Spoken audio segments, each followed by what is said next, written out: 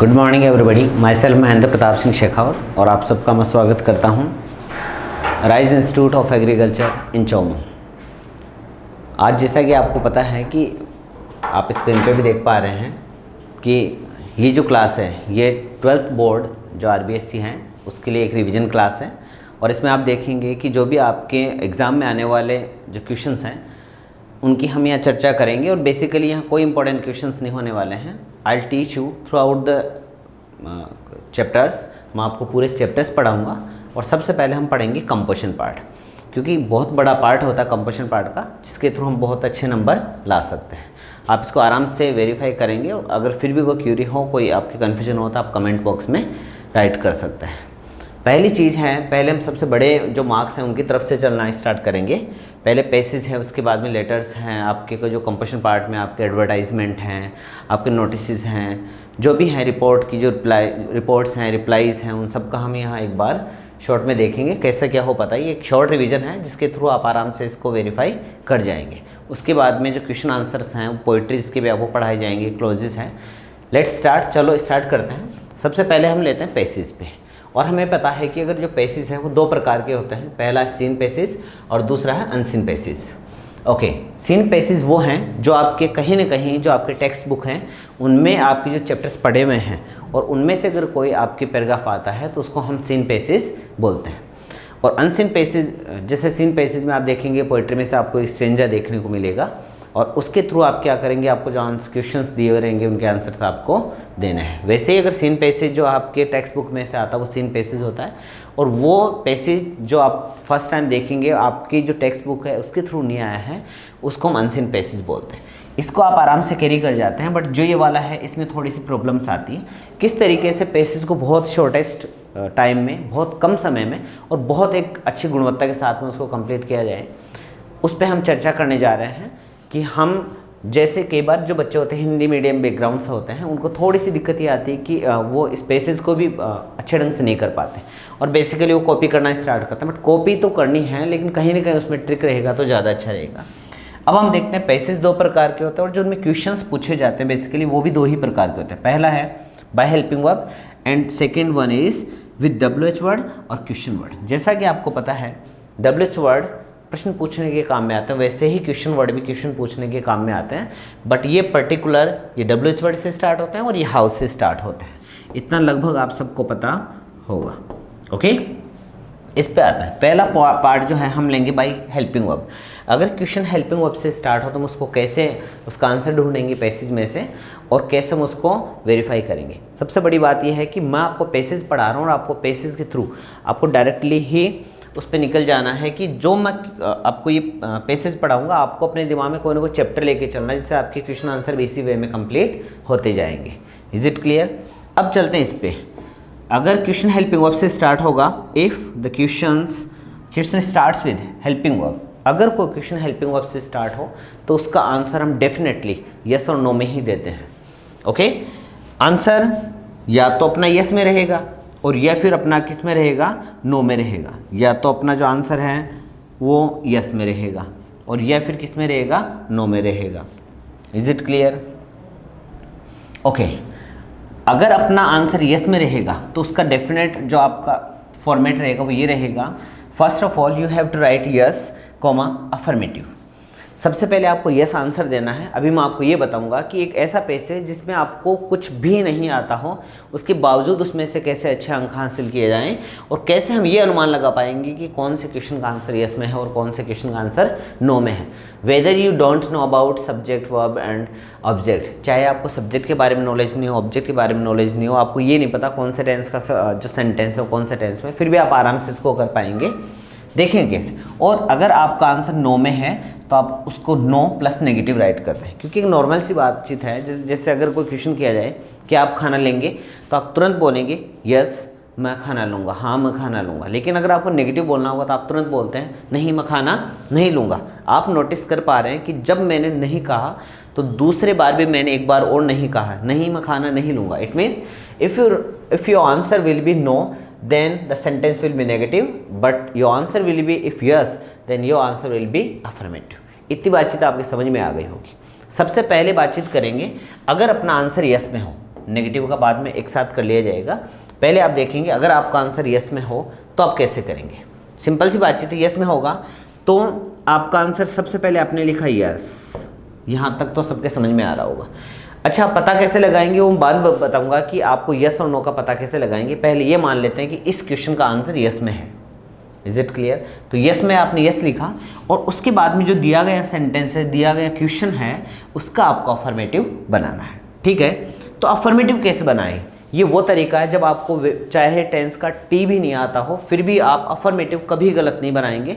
आपका अफर्मेटिव अपने आप और बहुत शानदार ढंग से सही होगा। कैसे करेंगे? आपका आंसर यस में है, यस में होगा तभी अफर्मेटिव होगा। और क्वेश्चन अगर डू से स्टार्ट हो तो आप इस डू को हटा देंगे। जो बाकी वाला सेंटेंस है वो आपका अफर्मेटिव ही है। They live in Jaipur. Okay, आप समझ गए होंगे। आपका आंसर यस में है और यस में है तो आप यस आपका आंसर है, कोमा ये एक्चुअली आपका आंसर है। बट जब तक आपको पूरे में से पूरे नंबर नहीं मिलेंगे, जब तक आप इसको पूरा राइट नहीं करिए। आपने पूरा राइट कर दिया, yes they live in Jaipur. Affirmative हम बनाना सीख रहे हैं, विशेष सुने। इसका क्या महत्व रहेगा वो भी मैं आपको बताऊंगा कि अगर किसी सेंटेंस का अफर्मेटिव प्रॉपर्ली हम बना पाते हैं तो उसके क्या क्या बेनिफिट्स हो सकते हैं। क्योंकि 10th क्लास तक आपको जो नंबर मिलते थे ना, वो इस बात के मिलते थे कितना लिखा। बट अब जो 12th क्लास में आपको नंबर मिलेंगे वो मिलेंगे कितना सीखा। अब कितना सीखा, ये क्या सीखा, ये बाद में बताऊंगा कि क्वेश्चन आंसर कैसे इस अफर्मेटिव बनाने से भी बहुत अच्छे मार्क्स हमारे पास में हम ऑब्टेन कर सकते हैं, गेन कर सकते हैं, देखेंगे। ठीक है, आगे बढ़ते हैं। आप देख पा रहे हैं ये मैंने आंसर पहले से एक कर लिख रखा है, they live in Jaipur. Is it clear? Okay, ठीक है, आगे चलते हैं। ओके, और अब आप देख पा रहे हैं कि ओके दूसरा आंसर है और हम ये मानते हैं इनका आंसर भी किस में है, यस में है। पहले हमने आंसर लिखा यस और फिर इसका अफर्मेटिव बनाना है। इसका अफर्मेटिव बनाना बहुत ज़्यादा इजी है। देखें कैसे। मैंने कहा कि आपको केवल डू हटाना है। यदि आपके हेल्पिंग वर्ब डज है तो उसमें से भी आपको डू ही हटाना है। पहले वाले क्वेश्चन में हमने देखा था if the sentence starts with do then remove only do, केवल डू को हटा देंगे, rest of the sentence will be automatically affirmative. वो सेंटेंस जो बच गया वो अफर्मेटिव ही है। अब अगर सेंटेंस डज से स्टार्ट हो तो भी डू ही हटाना है। बचा एस और एस, वो आपको मेन वर्ब में लगाना है। हमने लिखा सीता मेक्स अ प्लान। उम्मीद है ये आपको समझ में आ रहा होगा। Okay, yes Sita makes a plan. Do आए, डू को हटाना है। डज आए, डज में से केवल डू को हटाना है और बाकी वाला जो है ये एस और एस और मेन वर्ब में लगाना है। मैं ये तब सिखा रहा हूँ जब आपको टेंस का टी भी नहीं आता। ओके, डिड से सेंटेंस स्टार्ट हो, मानते अपना आंसर यस में है। ओके, डिड आया तो डिड में से भी डू को ही हटाना है। Actually did is the second form of do. ये डू की सेकेंड फॉर्म डिड होती है, जिसमें से जैसे आपने डू हटाया यहाँ आपके पास में सेकेंड फॉर्म बची और सेकेंड फॉर्म के बाद में ओके आपने जैसे इसमें से डू हटाया तो आपके पास में बचेगी second form. Is it clear? Okay, second form किसकी करनी है? मेन वर्ब की करनी है। आपका क्वेश्चन था did Sahib come from Dhaka. Yes of course, ये हमें पता है। जो अपना जो सेंटेंस है लॉस्ट स्प्रिंग एक चैप्टर है उसमें से ये क्वेश्चन लिया हुआ है और इसको जैसे हम चेंज करेंगे हमें ये पता है एक्चुअली वो ढाका से आया था उसकी फैमिली के साथ में 1971 के आसपास। ओके, तो आपने लिखा यस साहेब, इसकी करनी है सेकेंड फॉर्म। आपने लिखा came from Dhaka. Is it clear? ये बांग्लादेश की राजधानी से आए थे। ये जो भी वट एवर द रीजन की वहाँ फसलें बह जाया करती थी, वहाँ खाने के लिए उनके पास में कुछ नहीं हो पाता था, स्टॉर्म्स बहुत ज़्यादा आते थे, इसलिए वो इधर आ गए थे। इसके बाद में चलते हैं। हमने नोटिस किया है कि डू आए डू को हटाता है, डज आए डज में से डू को हटाता है और डिड आए तो उसमें से भी हटाता है। सर ऐसा बार बार ऐसा क्यों हो पा रहा है? तो मैं आपको बता देना चाहता हूँ, इसको क्लियर कर देना चाहता हूँ।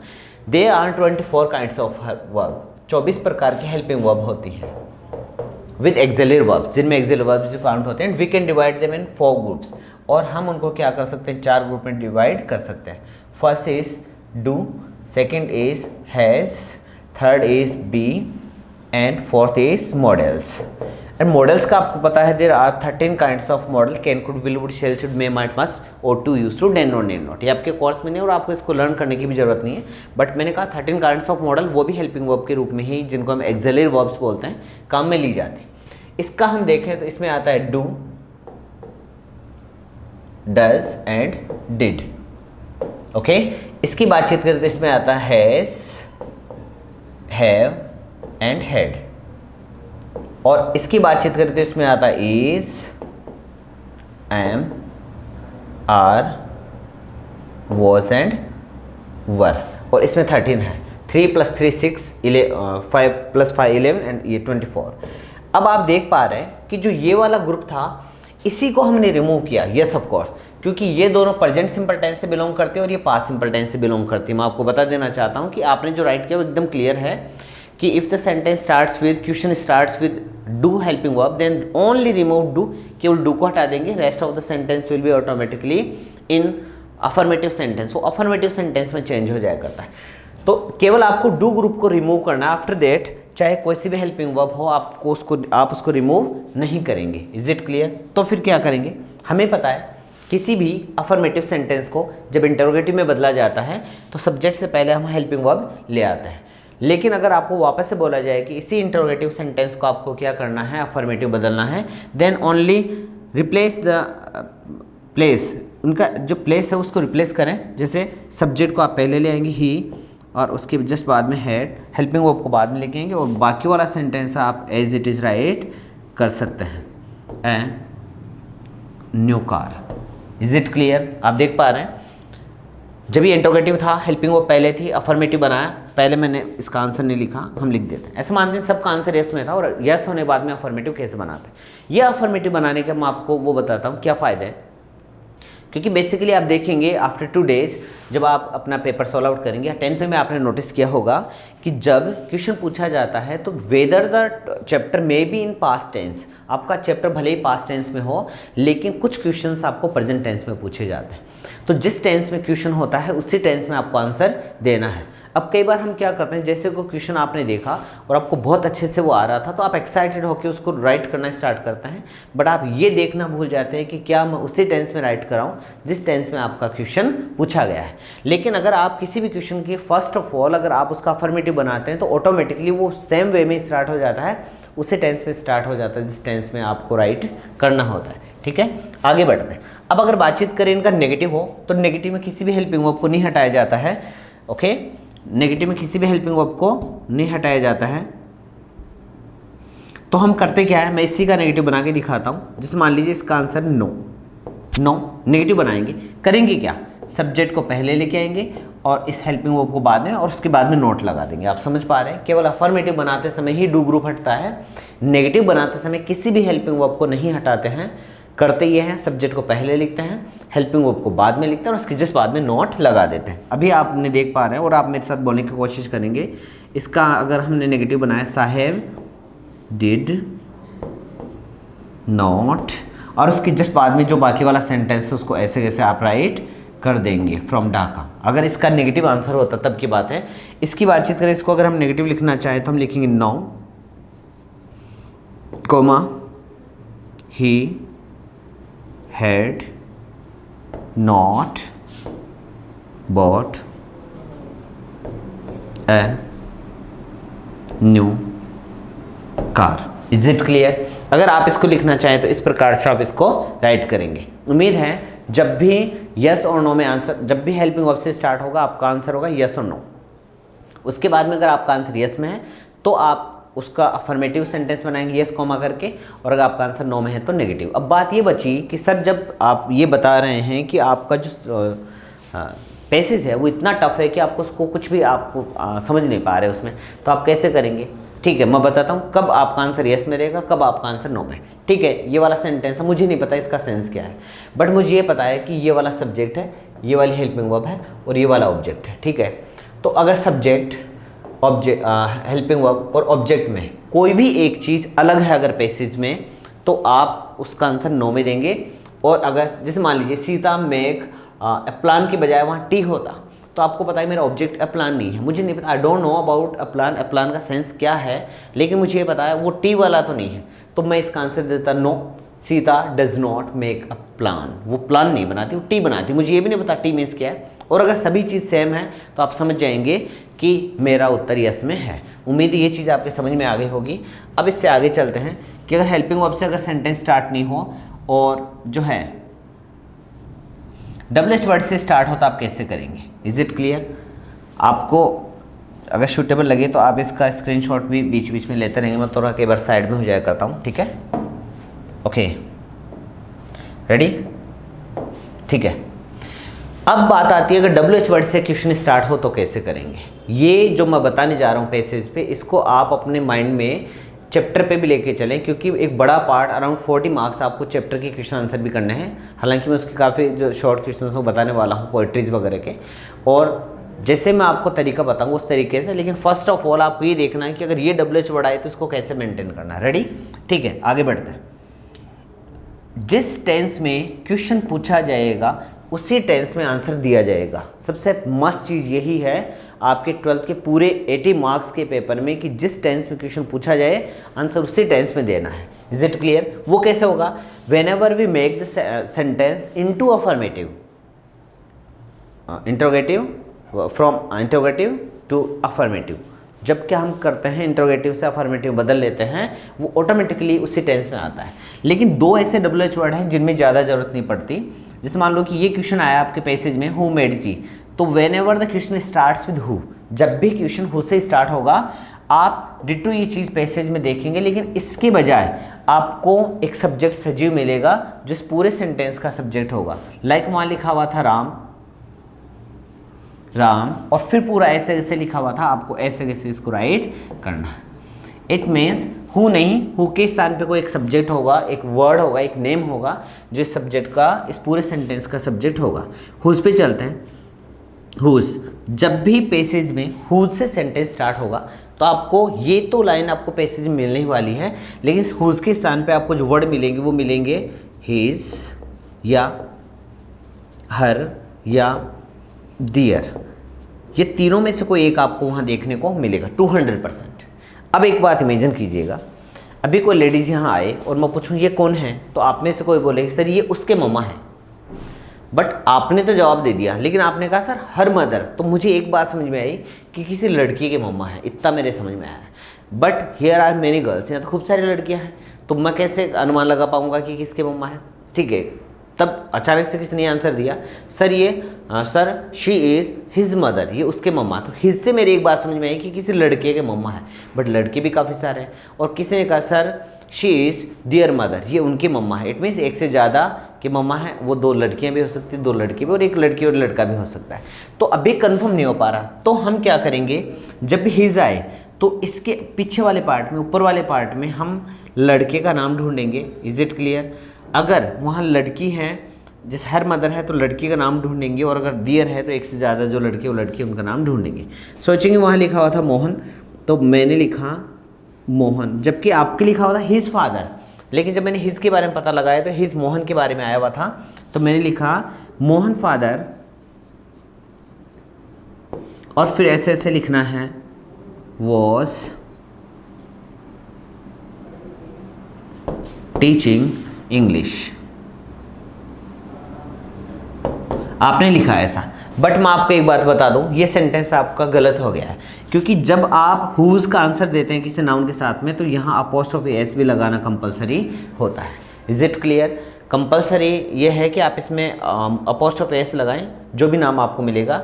मोहन्स, मोहन और अपोस्ट्रोफी एस लगाते इसका सेंस बन गया मोहन्स फादर वॉज, जबकि आपको मिलने वाला क्या है, हिज, हर एंड दियर। उम्मीद है ये वाली चीज़ भी आपके समझ में आ गई होगी। आप उतार रहे होंगे साथ साथ में, नहीं तो आप हो सकता है इसको पॉज करके थोड़ा सा आप उतार लेंगे। आगे बढ़ते हैं। ओके, ठीक है, ओके। नेक्स्ट है वेयर। अब होते हैं मेजर, उनके आपको अफर्मेटिव बनाने की ज़रूरत नहीं है, लेकिन बाकी जितने भी WH वर्ड हैं सबसे पहले आप उनका अफर्मेटिव बनाएं। मैं भी आपका इसको अफर्मेटिव बनाने के जो फ़ायदे हैं वो एक नहीं काफ़ी हैं। आप देख पाएंगे अगर आपको अच्छे ढंग से अफर्मेटिव बनाना आता है तो आप जो क्वेश्चन आंसर उनको भी बहुत अच्छे से कवर कर पाएंगे, इवन आपका जो पैसेज है वो भी बहुत अच्छे से कवर हो जाएगा। देखते हैं यहाँ नेक्स्ट है वेयर। वेयर मीन्स होता है कहाँ, नो मैटर कहाँ मुझे बाद में ढूंढना है, लेकिन पहले मुझे उसको अफर्मेटिव बनाना है। हमें पता है WH वर्ड को दोबारा राइट नहीं करते हैं। उसके बाद में बात करें डिड, तो डिड का हमें पता है इसको हटाना है और इसके बजाय आपको क्या करना है, सेकंड फॉर्म राइट करनी थी। किसकी, जो मेन वर्ब थी। आपने लिखा साहेब लिव्ड, ये आपने लिख दिया है इसका अफर्मेटिव। अब ये अफर्मेटिव लेके जैसे आप पेसेज में जाएंगे तो आपको जस्ट बाद में इसका प्लेस मिलेगा। तो आपको पता है साहेब कहाँ रहता था, साहेब लिव्ड इन ढाका। आपको पता है कि साहेब ढाका में रहता था। साहिब की फैमिली, सॉरी क्वेश्चन ऐसा होना चाहिए था, where did Sahib's family live, साहब की फैमिली कहाँ रहती थी। अब तो आपको पता है कि दिल्ली की जो पेरिफेरी एरिया है सीमापुरी, उसमें वो रहता है। ठीक है, अभी रहता है, प्रेजेंट टेंस में रहेगा उसका आंसर, कोई नहीं। ठीक है, इज इट क्लियर? आप इसमें समझ गए होंगे कि पहले अफर्मेटिव बनाना है और उसके बाद में आपको ढूंढना क्या, उसके जिस बाद में आपको प्लेस ढूंढना है। Is it clear? आगे चलते हैं। व्हेन, जब भी आपसे पूछा जाए कि कब, तो आप या तो को टाइमिंग को असेस करते हैं और या फिर आप देखते हैं कोई ना कोई उसमें कंडीशन रही होगी। नो मैटर, पहले आप इसको क्या करना है, सबसे पहला काम अफर्मेटिव बनाना है। आपने बनाया ही गॉट अप, ठीक है, ही गॉट अप। अब जैसे आपने इसका अफर्मेटिव बना लिया कब, तो आपने फिर आपको पता है जब ये ढूंढ के आप पैसेज में जाएंगे तो तुरंत इसके बाद में आपको टाइमिंग मिलेगा और आपने लिखा एट 5 o'clock। ठीक है, ये आपके पैसेज पे राइट किया हुआ था। उम्मीद है समझ में आ रहा होगा कि समझने वाली बात है कि आपको अफर्मेटिव बनाना है। उसके बाद में WH वर्ड किस चीज़ की डिमांड कर रहा है वही आपको सर्च करनी है और वही आपको चैप्टर में से सर्च करनी है। इसको हमने देखा how did his father play, तो ये आपको पता है कि इसका जो है हाउ, ये आपसे मेथड पूछेगा, विधि पूछेगा किस प्रकार से। तो इसका आंसर हम पता है 3 प्रकार से दे सकते हैं, by plus first form plus ING, या फिर एज प्लस सेंटेंस, और या फिर आप देंगे लाइक प्लस सेंटेंस। लेकिन इसको आपको देखना नहीं, आप डायरेक्ट पहले इसका अफर्मेटिव बनाएं। अफर्मेटिव आपने बनाया, बस आपको पता होना चाहिए कि इसका सेंस क्या है। आपने लिखा हिज फादर प्लेड, ओके, ठीक है। कैसे, तो आपने बताया स्लोली। उसके पापा कैसे खेलते, तो आपने बताया उसके पापा तो बहुत स्लो खेलते हैं। Is it clear? His father played slowly, उसके पापा बहुत धीमे खेले। जो भी मेथड है, सबसे पहले आपने अफर्मेटिव बनाया और जब आप ऊपर देखेंगे तो इसका आंसर आपके पास में रहेगा। ये मेथड है, खेलने का एक तरीका है। ठीक है, आगे बढ़ते हैं।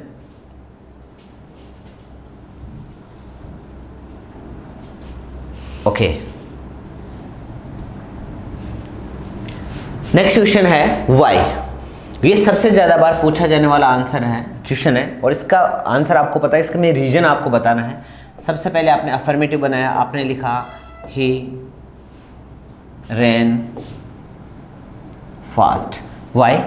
As he wanted to win the match. Okay, he ran fast, ये आपने अफर्मेटिव बनाया और जब आप इसको पेसेज पे लेके गए तो उसके आगे आंसर लिखा था as he wanted, because he wanted to fast, so that he wanted to win the race, win the match, कुछ ऐसा राइट किया हुआ मिलेगा। ठीक है, आगे चलते हैं।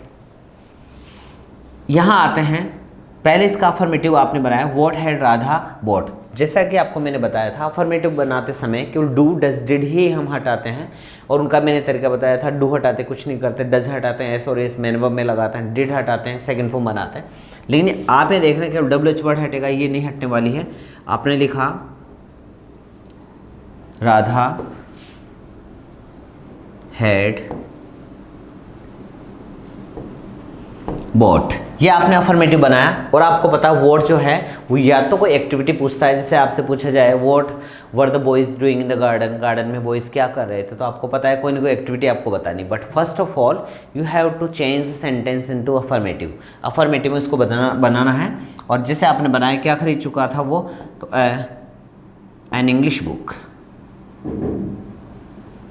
इंग्लिश बुक, कि वो एक इंग्लिश बुक खरीद चुका था। उम्मीद है यहाँ तक ये जो पैसेज आपके समझ में आ गया होगा।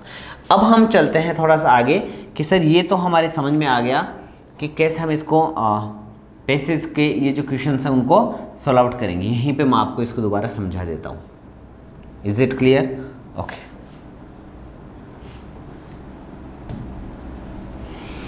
अब चलते हैं कि पैसेज कैसे सॉल्व आउट किया जाए। Is it clear? जबकि हमें पैसेज में कुछ भी नहीं आ रहा। इमेजिन करते हैं ये एक पैसेज है,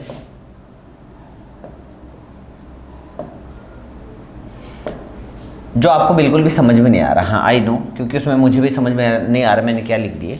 और इधर फिर मैंने आपके इसमें क्वेश्चन डाले हैं। ओके, ये काफ़ी सारे क्वेश्चन हैं। अब देखते हैं इसको कैसे सॉल्व आउट करते हैं। हमें ये पता चल गया कि यदि क्वेश्चन जो अपना इसमें पैसेज में अगर हेल्पिंग ऑफ से स्टार्ट होगा तो उसका आंसर मुझे येस और नो में देना है। सेकंड कि अगर क्वेश्चन यस आंसर जो है यस में है तो मैं उसका अफर्मेटिव बना दूंगा, आंसर अगर नो में है तो नेगेटिव बना दूंगा। उसके बाद में बात आती है कोई भी WH वर्ड, तो जो WH वर्ड पूछता है वो बाद में देखूंगा, पहले अफर्मेटिव बनाऊंगा और उसके जस्ट बाद में जैसे मान लो कि वेयर पूछा तो प्लेस बताना, व्हेन पूछा तो टाइमिंग बताना, व्हाट पूछा तो एक्टिविटी बतानी या कोई ऑब्जेक्ट बताना, व्हाई पूछा तो रीजन बताना, ये सब आपको पता है। ठीक है, जैसे मान लो हाउ मेनी पूछ लिया तो आपको नंबर्स बताने हैं। Is it clear? लेकिन ऐसे माने चलेंगे कि इसमें मुझे कुछ समझ में नहीं आया, पहले नंबर का जो क्वेश्चन था वो भी समझ में नहीं आ रहा। लेकिन जब भी आप पैसेज सॉल्व आउट करेंगे एक लाइन अच्छे से दिमाग में रखेंगे, जो हो सकता है न्यू हो आपके लिए लेकिन बहुत ही ज़्यादा इफेक्टिव है। Just listen to me carefully.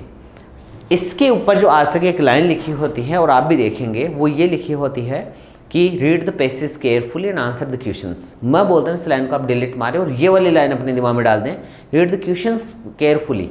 पहले क्वेश्चंस को केयरफुली पढ़ें ना, आंसर द क्वेश्चंस का आंसर दें। अब इसका मैं रीजन बताता हूँ।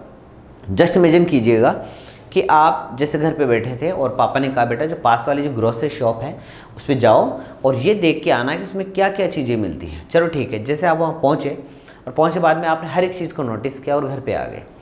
पापा को हर एक चीज़ बताई कि पापा वहाँ ये चीज़ भी मिलती है, नारियल भी मिलती है, वहाँ मिर्च मिलती है, वहाँ हल्दी मिलती है, वहाँ हर एक चीज़ मिलती है, काफ़ी सारी चीज़ें आपने बताई। बट पापा ने पूछा डिड यू नोटिस कि तुमने नोटिस किया कि वहाँ चीनी और झाड़ू मिलती है कि नहीं? तो बच्चे ने कहा नहीं मैंने इन दोनों चीज़ों के बारे में नोटिस नहीं किया। वापस से जाता और वो देख के आता है, he notice that there both of are there, दोनों ही वहाँ थी।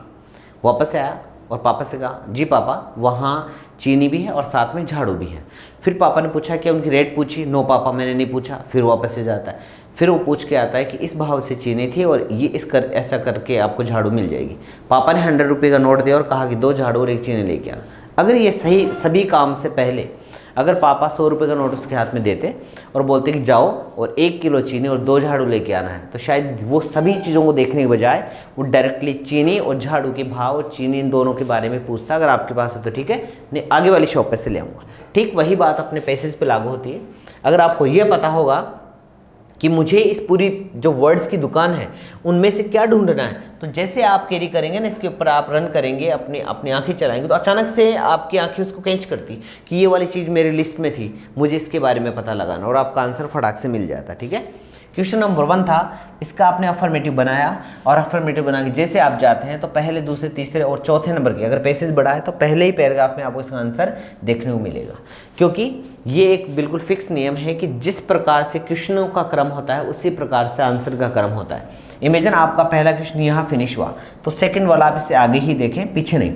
लेकिन जैसे मान लें आपके पास में 6 या 7 क्वेश्चंस आ गए हैं और आपका 5th नंबर के क्वेश्चन पे ही पैसेज कंप्लीट हो गया, तो आपको देखना है कि जो बाकी बचे हुए क्वेश्चंस हैं उनको भी आप क्या करेंगे, उनका आंसर आपको कहीं पे भी मिल सकता है। बाकी जब तक आपके क्वेश्चंस कंप्लीट नहीं होते और आपके जो पैसेज कंप्लीट नहीं होता तब तक आप आगे वाले क्रम में ही चलेंगे, आगे चलेंगे, पीछे की तरफ नहीं जाएंगे।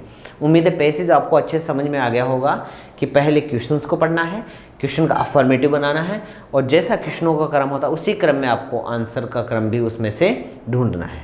उम्मीद है ये वाला जो है आपके अच्छे समझ में आया होगा। अब आगे बढ़ते हैं लेटर्स पे। ठीक है,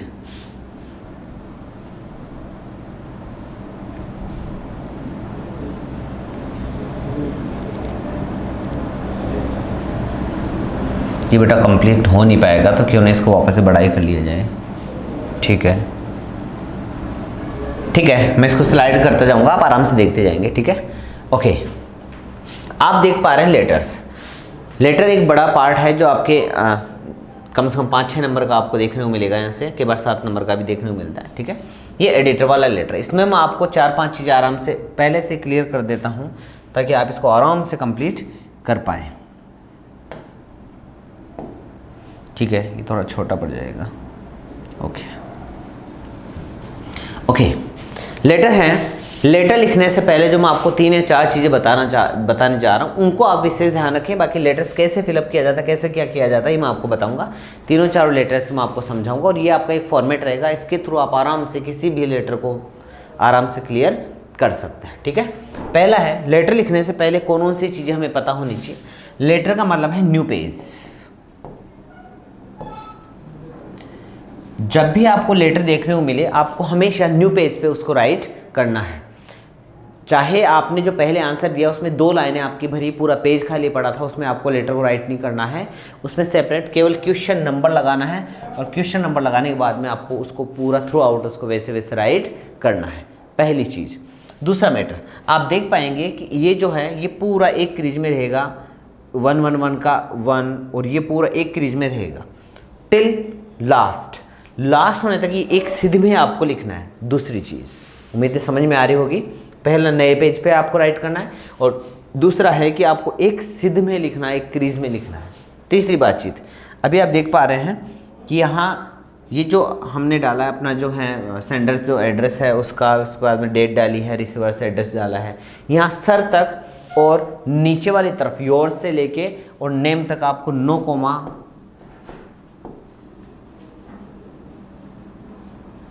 और नो फुल स्टॉप, ये वाला रूल लगाना। यहाँ आप देख पाएंगे कोई कोमा कोई फुल स्टॉप नहीं है। Is it clear? ओके, आगे चलते हैं। पहली चीज़ थी कि आपको करना है न्यू पेज, उसके बाद में है no comma no full stop, उसके बाद में है एक क्रीज में आपको इसको राइट करना है, और सबसे इम्पोर्टेंट चीज़ जो लास्ट में आप योर्स लिखते हैं, योर्स,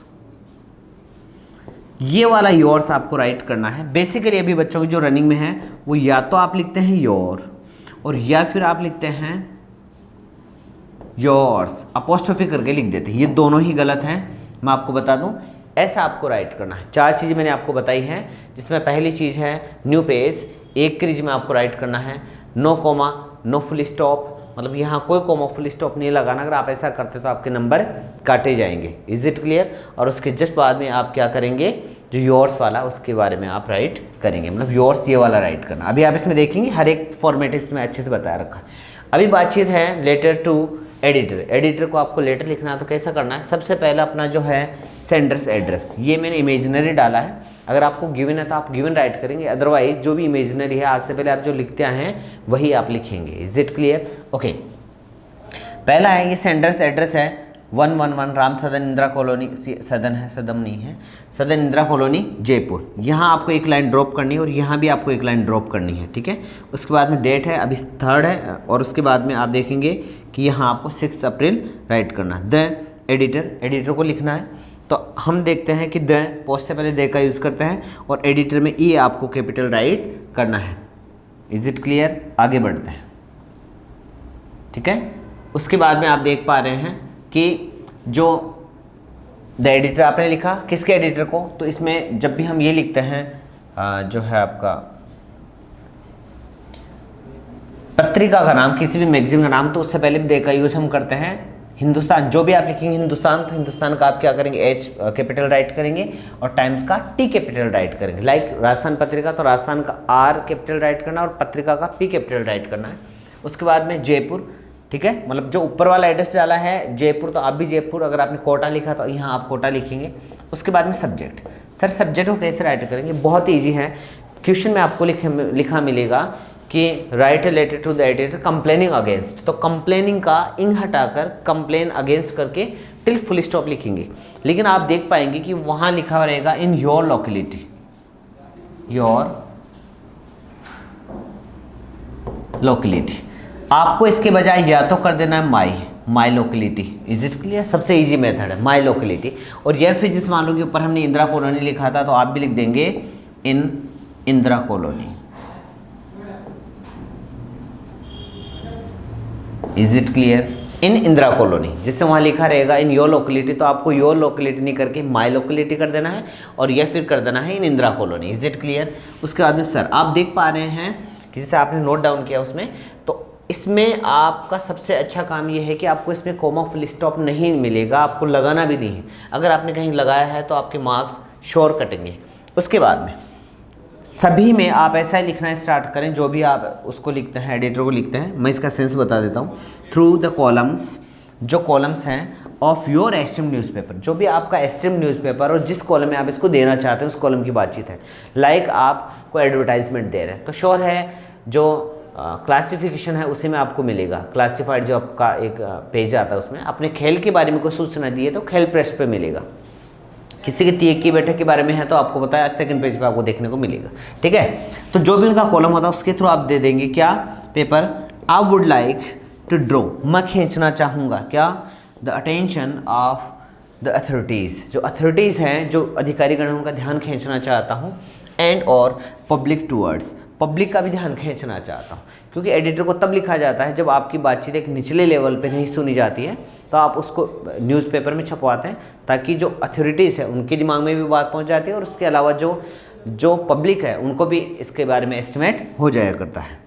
आगे चलते हैं। ये आप आराम से देख पा रहे हैं, तो इसमें आप थोड़ा सा पॉज करके भी आप इसको राइट कर सकते हैं। ठीक है, ओके।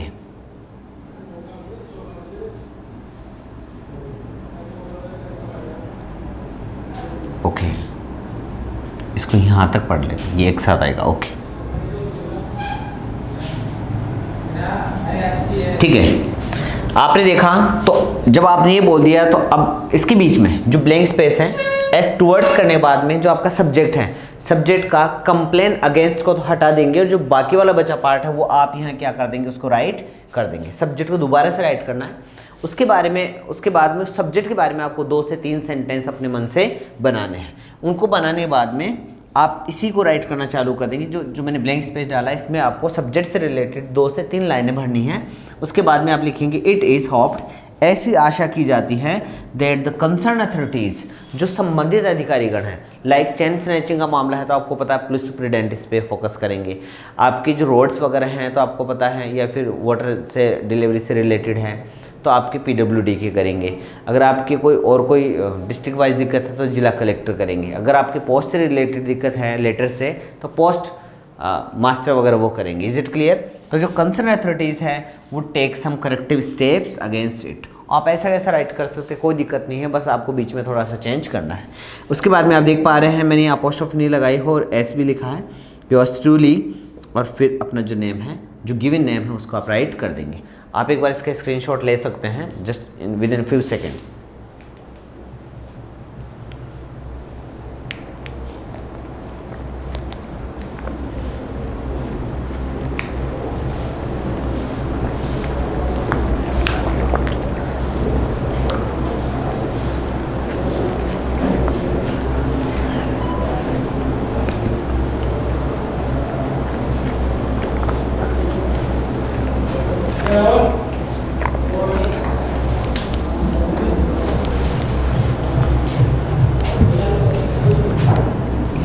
उम्मीद है यहाँ तक समझ में आपके आ गया होगा। आगे बढ़ते हैं इसमें। Next, job application. ये बहुत ज़्यादा इंपॉर्टेंट है और इसके आने के चांसेस भी थोड़े ज़्यादा है। Ready? Okay. Job application 12th class में इसीलिए सिखाई जाती है ताकि 12th के बाद में बच्चा मेच्योर होता है। हो सकता है कभी किसी बच्चे की ज़रूरत पड़े, करे भगवान करे नहीं पड़े इस चीज़ की, लेकिन उसको पॉकेट मनी अगर चाहिए होती है तो वो किसी प्राइवेट सेक्टर में जाके काम करता है। तो उसके लिए जब भी वो जॉब लेगा तो उसको जॉब एप्लीकेशन राइट करनी पड़ेगी। ठीक है, सबसे पहले अपना एड्रेस राइट कर देंगे। बिना समय गवाए हम फटाफट चल पा रहे हैं और आपके समझ में भी आ रहा होगा। Is it clear? ये जो मैं इसके जो पैटर्न आपको ये मिलेगा इसको आप आराम से राइट करें। माइनर चेंजेस आपको करने हैं, माइनर, ये मैंने पूरा निचोड़ करके इसमें राइट किया है। अगर आप डिट्टो हल्का सा चेंज करके ऐसा राइट करते हैं 7 आउट ऑफ 7 मार्क्स आपको हम मिलेंगे। कोई कॉमा फुल स्टॉप नहीं है, न्यू पेज है, डेट आपने डाल दी है। Is it clear? उसके बाद में है द प्लस पद, इट मीन्स द प्लस पद। रेडी? ओके। तो यहाँ आप लिखेंगे, जैसे मान लीजिएगा कि आपके जो वैकेंसी वो कलर की है और वो किसी स्कूल में है, तो आप लिखेंगे द प्रिंसिपल। किसी होटल में अगर वैकेंसी है तो the plus manager. Is it clear? किसी हॉस्पिटल में है तो भी वहाँ जो मैनेजर हैं, डायरेक्टर हैं, एमडी है, सीएमडी, उनका संस्था का नाम, स्कूल है तो स्कूल का नाम, हॉस्पिटल है तो हॉस्पिटल का नाम, कोई कंपनी है तो कंपनी का नाम। अब ऊपर अगर जयपुर था तो आप जयपुर को प्रेफर करें, वो सेम एड्रेस डालें। उसके बाद में सब्जेक्ट, यहाँ देखिएगा कि यहाँ कोई कॉमा फुल स्टॉप नहीं है। Application for the post of, जिस पोस्ट के बारे में आपको एप्लीकेशन लिखनी है उसका आपको वहाँ नेम राइट करना है। फिर आपने लिखा सर, और उसके बाद में ये वाली बातचीत आप पूरी वैसे वैसे राइट करेंगे। Is it clear? ओके, पहले इसको देख लेते हैं। श्योर? ओके। हाँ, आपने लिखना चालू किया। डिट्टो आपको ऐसे कैसे राइट करना है, जॉब एप्लीकेशन आए तो हल्का सा जहाँ चेंज होगा मैं खुद से ही बता दूंगा। ये ऐसे कैसे राइट करना, it is in the response to your advertisement. ये आपके एडवर्टाइजमेंट के रेफरेंस में है, रेस्पॉन्स में है, क्योंकि फर्स्ट कंडीशन है किसी एक संस्था में जॉब की वैकेंसी निकाली हुई है। ठीक है, आपको कैसे पता चला? तो सर मैंने इसको किसी न्यूज़पेपर में देखा था। वही बातचीत आप यहाँ राइट कर रहे हैं, इट इज़ इन रेस्पॉन्स, ये जवाब में है किसके? To your advertisement. आपके जो आपने एडवर्टाइजमेंट दिया था उसमें, अच्छा एडवर्टाइजमेंट किस में दिया था? तो किसी न्यूज़पेपर में दिया होगा, उसका नाम लिखना है। इन द राजस्थान पत्रिका, जो राजस्थान पत्रिका उसमें दिया था। कब? On March 31। ये आपको ध्यान रखना है कि जैसे 6 अप्रैल का आपका एग्ज़ाम है और जॉब एप्लीकेशन आ जाए तो आपको 2 या 3 दिन पहले की डेट डालनी है। It means you can write there 3 April, आप 3 अप्रैल भी डाल सकते हैं। Is it clear? ओके।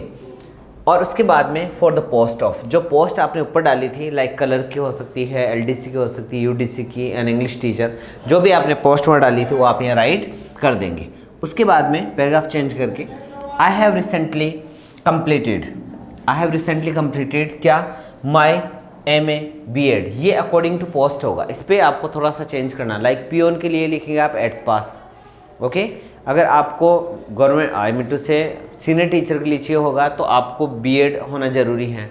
अगर आपको डॉक्टर के लिए अप्लाई करना तो MBBS होना ज़रूरी है। अगर आपको मैनेजमेंट के लिए करना है तो आपको उसके अलावा आप देखेंगे कि मैनेजमेंट के लिए आपको MBA होना ज़रूरी है। और अगर LDC UDC के लिए तो आपके पास में किसी न किसी प्रकार का कंप्यूटर का डिप्लोमा होना भी बहुत ज़्यादा ज़रूरी है। Is it clear? तो आप इनमें से कोई एक राइट करेंगे, अपने अकॉर्डिंग टू पोस्ट राइट करेंगे। विद 70%, मैंने जो मेरा जो डिग्री है वो 70% से क्लियर करी है, both in theory and practical. जो थ्योरी और प्रैक्टिकल हैं दोनों में मेरे 70+ मार्क्स हैं। इट मीन्स कई बार आपने देखा होगा, जैसे ड्राइंग एक ऐसा सब्जेक्ट है जिसमें प्रैक्टिकल अराउंड 76 मार्क्स का होता है। अब उसमें 76 आउट ऑफ 76 मार्क्स ले आए बच्चा, और बाद में जो थ्योरी है उसमें केवल 4 मार्क्स लेके आए तो उसके 80% मार्क्स गेन होता है। लेकिन इसने सिद्ध कर दिया है, इसने ये पहले कहा है कि मैंने थ्योरी प्लस इन दोनों में अलग सेपरेटली 70% मार्क्स हासिल किए हैं। ठीक है, बिसाइड्स इसके अतिरिक्त I have been the gold medalist, मैं गोल्ड मेडलिस्ट हूँ। आप इसका अब जो भी है एक बार स्क्रीनशॉट ले लें इसका। ओके, उसके बाद में है, और तेरी तो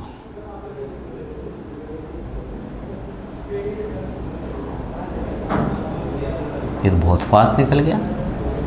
ठीक है, इसी का आ रहा है, कोई नहीं। ओके,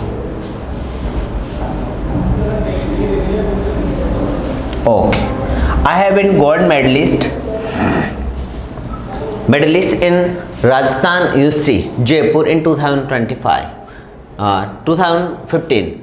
2015 में राजस्थान यूनिवर्सिटी में क्या रह चुका हूँ, गोल्ड मेडलिस्ट भी रह चुका हूँ। इट मीन्स आपको एक्स्ट्रा एबिलिटी भी आपकी दिखानी है।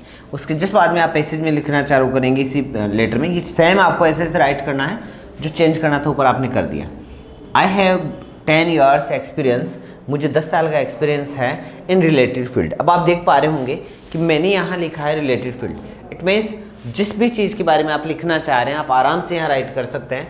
लाइक हो सकता है स्कूल में तो भी रिलेटेड फील्ड है, कोई आपको मैनेजमेंट का काम दे तो भी रिलेटेड फील्ड है, कोई हॉस्पिटल काम है तो भी रिलेटेड फील्ड है। मैंने कोई पर्टिकुलर नहीं डाला। इट मीन्स आप इसको आराम से हर एक जॉब एप्लीकेशन में राइट कर सकते हैं।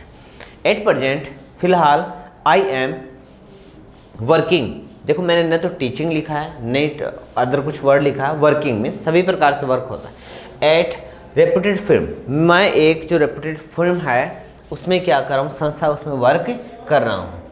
आई कैन अश्योर यू, उसके जिस बात में आपको लिखना है, मैं आपको अश्योर कर सकता हूँ ऑफ माई बेस्ट सर्विसेज, मैं मेरी बेस्ट सर्विसेज के लिए आपको अश्योर कर सकता हूँ। इफ़ आई एम गिवन, और सर गिव नहीं है, ये गिवन है। If I am given a chance, अगर मुझे एक चांस दिया गया तो मैं आपको अश्योर कर सकता हूँ कि मैं मेरा 100% आपको अपने जॉब में दूंगा। Okay, I am enclosing my biodata, मैं मेरे बायोडाटा को इनक्लूज कर रहा हूँ। अब देखेंगे इनक्लोज, ये तो हो गई आपकी पूरी एप्लीकेशन, लेकिन आपको हमेशा एक बात का ध्यान रखना है, जब भी आप इसको राइट करें तो इसको हमेशा इस पेज से नहीं, आप हमेशा इसको इस पेज से राइट करें। इस पेज से राइट करेंगे तो यहाँ आपकी एप्लीकेशन रहेगी और इस पेज पे आपका बायोडाटा रहेगा, क्योंकि एक सेम पेज पे अगर एग्जामिनर को आपका वर्क दिखता है तो उसमें पूरे में से पूरे चांसेस होते हैं कि आपके अच्छे मार्क्स मिले। लेकिन अगर आपने इस पेज पे एप्लीकेशन लिखी और दूसरे पेज पे बायोडाटा लिखा है तो ज़रूरी नहीं, हो सकता इसी पेज पे मार्क्स आपको दे जाए और आगे जाने के बाद में फिर उसमें गौर ही नहीं कर पाए और आपके मार्क्स कट जाए। क्योंकि अगर जॉब एप्लीकेशन आती है तो 5 नंबर की आपकी जॉब एप्लीकेशन आती है और 2 नंबर का इसके साथ में बायोडाटा आपको राइट करना होता है। बायोडाटा कैसे राइट करना है, it's very easy to write biodata. और आप देख पाएंगे कि बायोडाटा जितना ईजी है, आपने देख लिया होगा, यहाँ लिखेंगे आप योर्स फेथफुली राम, आप देख पा रहे हैं, no comma no full stop, यहाँ एकदम राइट करना आराम से, ठीक है। ओके, बायोडाटा कैसे राइट करते हैं। ओके,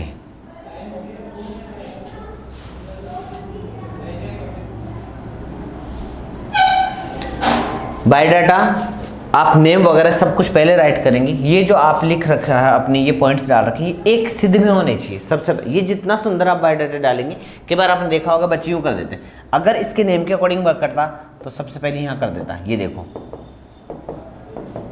ये देखिए, अगर ऐसा करेंगे तो फिर ये यूँ इस टर्न में आ चुका, इस टर्न में। Is it clear. तो ये अजीब सा लगेगा, तो आप एक काम करेंगे, इसमें पहले इसको राइट करके एक क्रीज में आप इसको जो डॉट्स हैं उसको लगा लेंगे, ठीक है।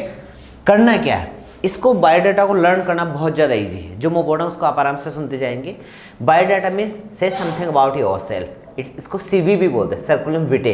हो सकता है बायोडाटा नहीं दे, आपको सीवी दे दे, तो टेंशन नहीं करने का। वो सीवी, बायोडाटा और रिज्यूमे एक ही बात होती है। आपको रिज्यूमे दिया जाए तो भी सेम ही पॉइंट है। रिज्यूमे मीन्स भी अपने बारे में बताना होता है, सर्कुलम विटे मीन्स भी अपने बारे में बताना होता है, और साथ में अगर बायोडाटा बोलें तो भी अपने बारे में बताना होता है। सबसे पहले आप अपना नाम बताएंगे, फिर फादर्स नेम, उसके बाद में आप बताएंगे एड्रेस और डीओबी। ये 4 चीज़ें तो आपको एकदम एक ही जगह राइट करनी। उसके बाद में चाहे मैरिटल स्टेटस हो, चाहे एजुकेशनल क्वालिफिकेशन हो, चाहे सैलरी हो, एक्सपेक्टेड सैलरी हो, चाहे आपका रेफरेंस हो, चाहे आपकी हॉबीज़ हो, चाहे आपका आई मीन टू से मोबाइल नंबर है, ये सभी चीज़ें आप किसी भी क्रम में राइट कर सकते हैं। Is it clear. लेकिन ये 4 चीज़ें आपको सबसे पहले राइट करनी है। आप दोबारा बोलेंगे मेरे साथ में, नेम, फादर्स नेम, डीओबी और एड्रेस, ये एक साथ हों। उसके बाद में आप किसी जो आपको पहले लर्न हो, पहले दिमाग में है, उसको पहले राइट करना, बट ये ध्यान रखना, और उसको एक बॉक्स में बंद लास्ट में कर देना है। Is it clear. नेम, तो आप अपना नेम डाल देंगे। उसके बाद फादर्स नेम, एड्रेस, तो आपने एड्रेस 111 राम सदन लिख रखा है तो वही डालेंगे। डीओबी, तो आप कोई भी डेट डाल सकते हैं। मैरिटल स्टेटस, तो आप बोलेंगे मैरिड या अनमेरिड, जो भी है, ठीक है। एजुकेशनल क्वालिफिकेशन, तो आपने जो एजुकेशनल क्वालिफिकेशन इसमें डाल रखी है ऑलरेडी, ठीक है, जो आपने एजुकेशनल क्वालिफिकेशन इसमें डाल रखी है वही आप क्या करेंगे, राइट करेंगे, ठीक है। एजुकेशनल क्वालिफिकेशन में आप लिखा है कि अगर आपने एमए कर रखा है तो आप लिखेंगे एमए, बीएड और जो भी सब्जेक्ट हैं, ठीक है। उसके बारे में जॉब एक्सपीरियंस, तो आपने ऊपर लिख रखा है कि 10 ईयर्स, आप इसको राइट कर देंगे। रेफरेंस क्या होता है, प्राइवेट सेक्टर में बेसिकली देखा गया है कि जब भी वैकेंसीज आती हैं तो थोड़े से ज़्यादा लोग वहाँ पहुँचते हैं इंटरव्यूज़ के लिए, ठीक है। लेकिन इंटरव्यूअर जो होते हैं, अगर आप किसी के रेफरेंस के थ्रू गए हैं, कोई एक अच्छे व्यक्ति के थ्रू, तो पहले उसको प्राथमिकता देते कि आप अपना डेमो क्लास वगैरह जो है वो पहले दें। Is it clear. तो जब रेफरेंस होता है तो उसके थ्रू, तो आप यह किसी एक व्यक्ति का नाम लिखेंगे जो रेपुटेड हो। मान लो कि आपने लिखा, कुछ भी लिखा, आपने लिखा MP सिंह, और फिर इसकी पोस्ट डाल देंगे principal,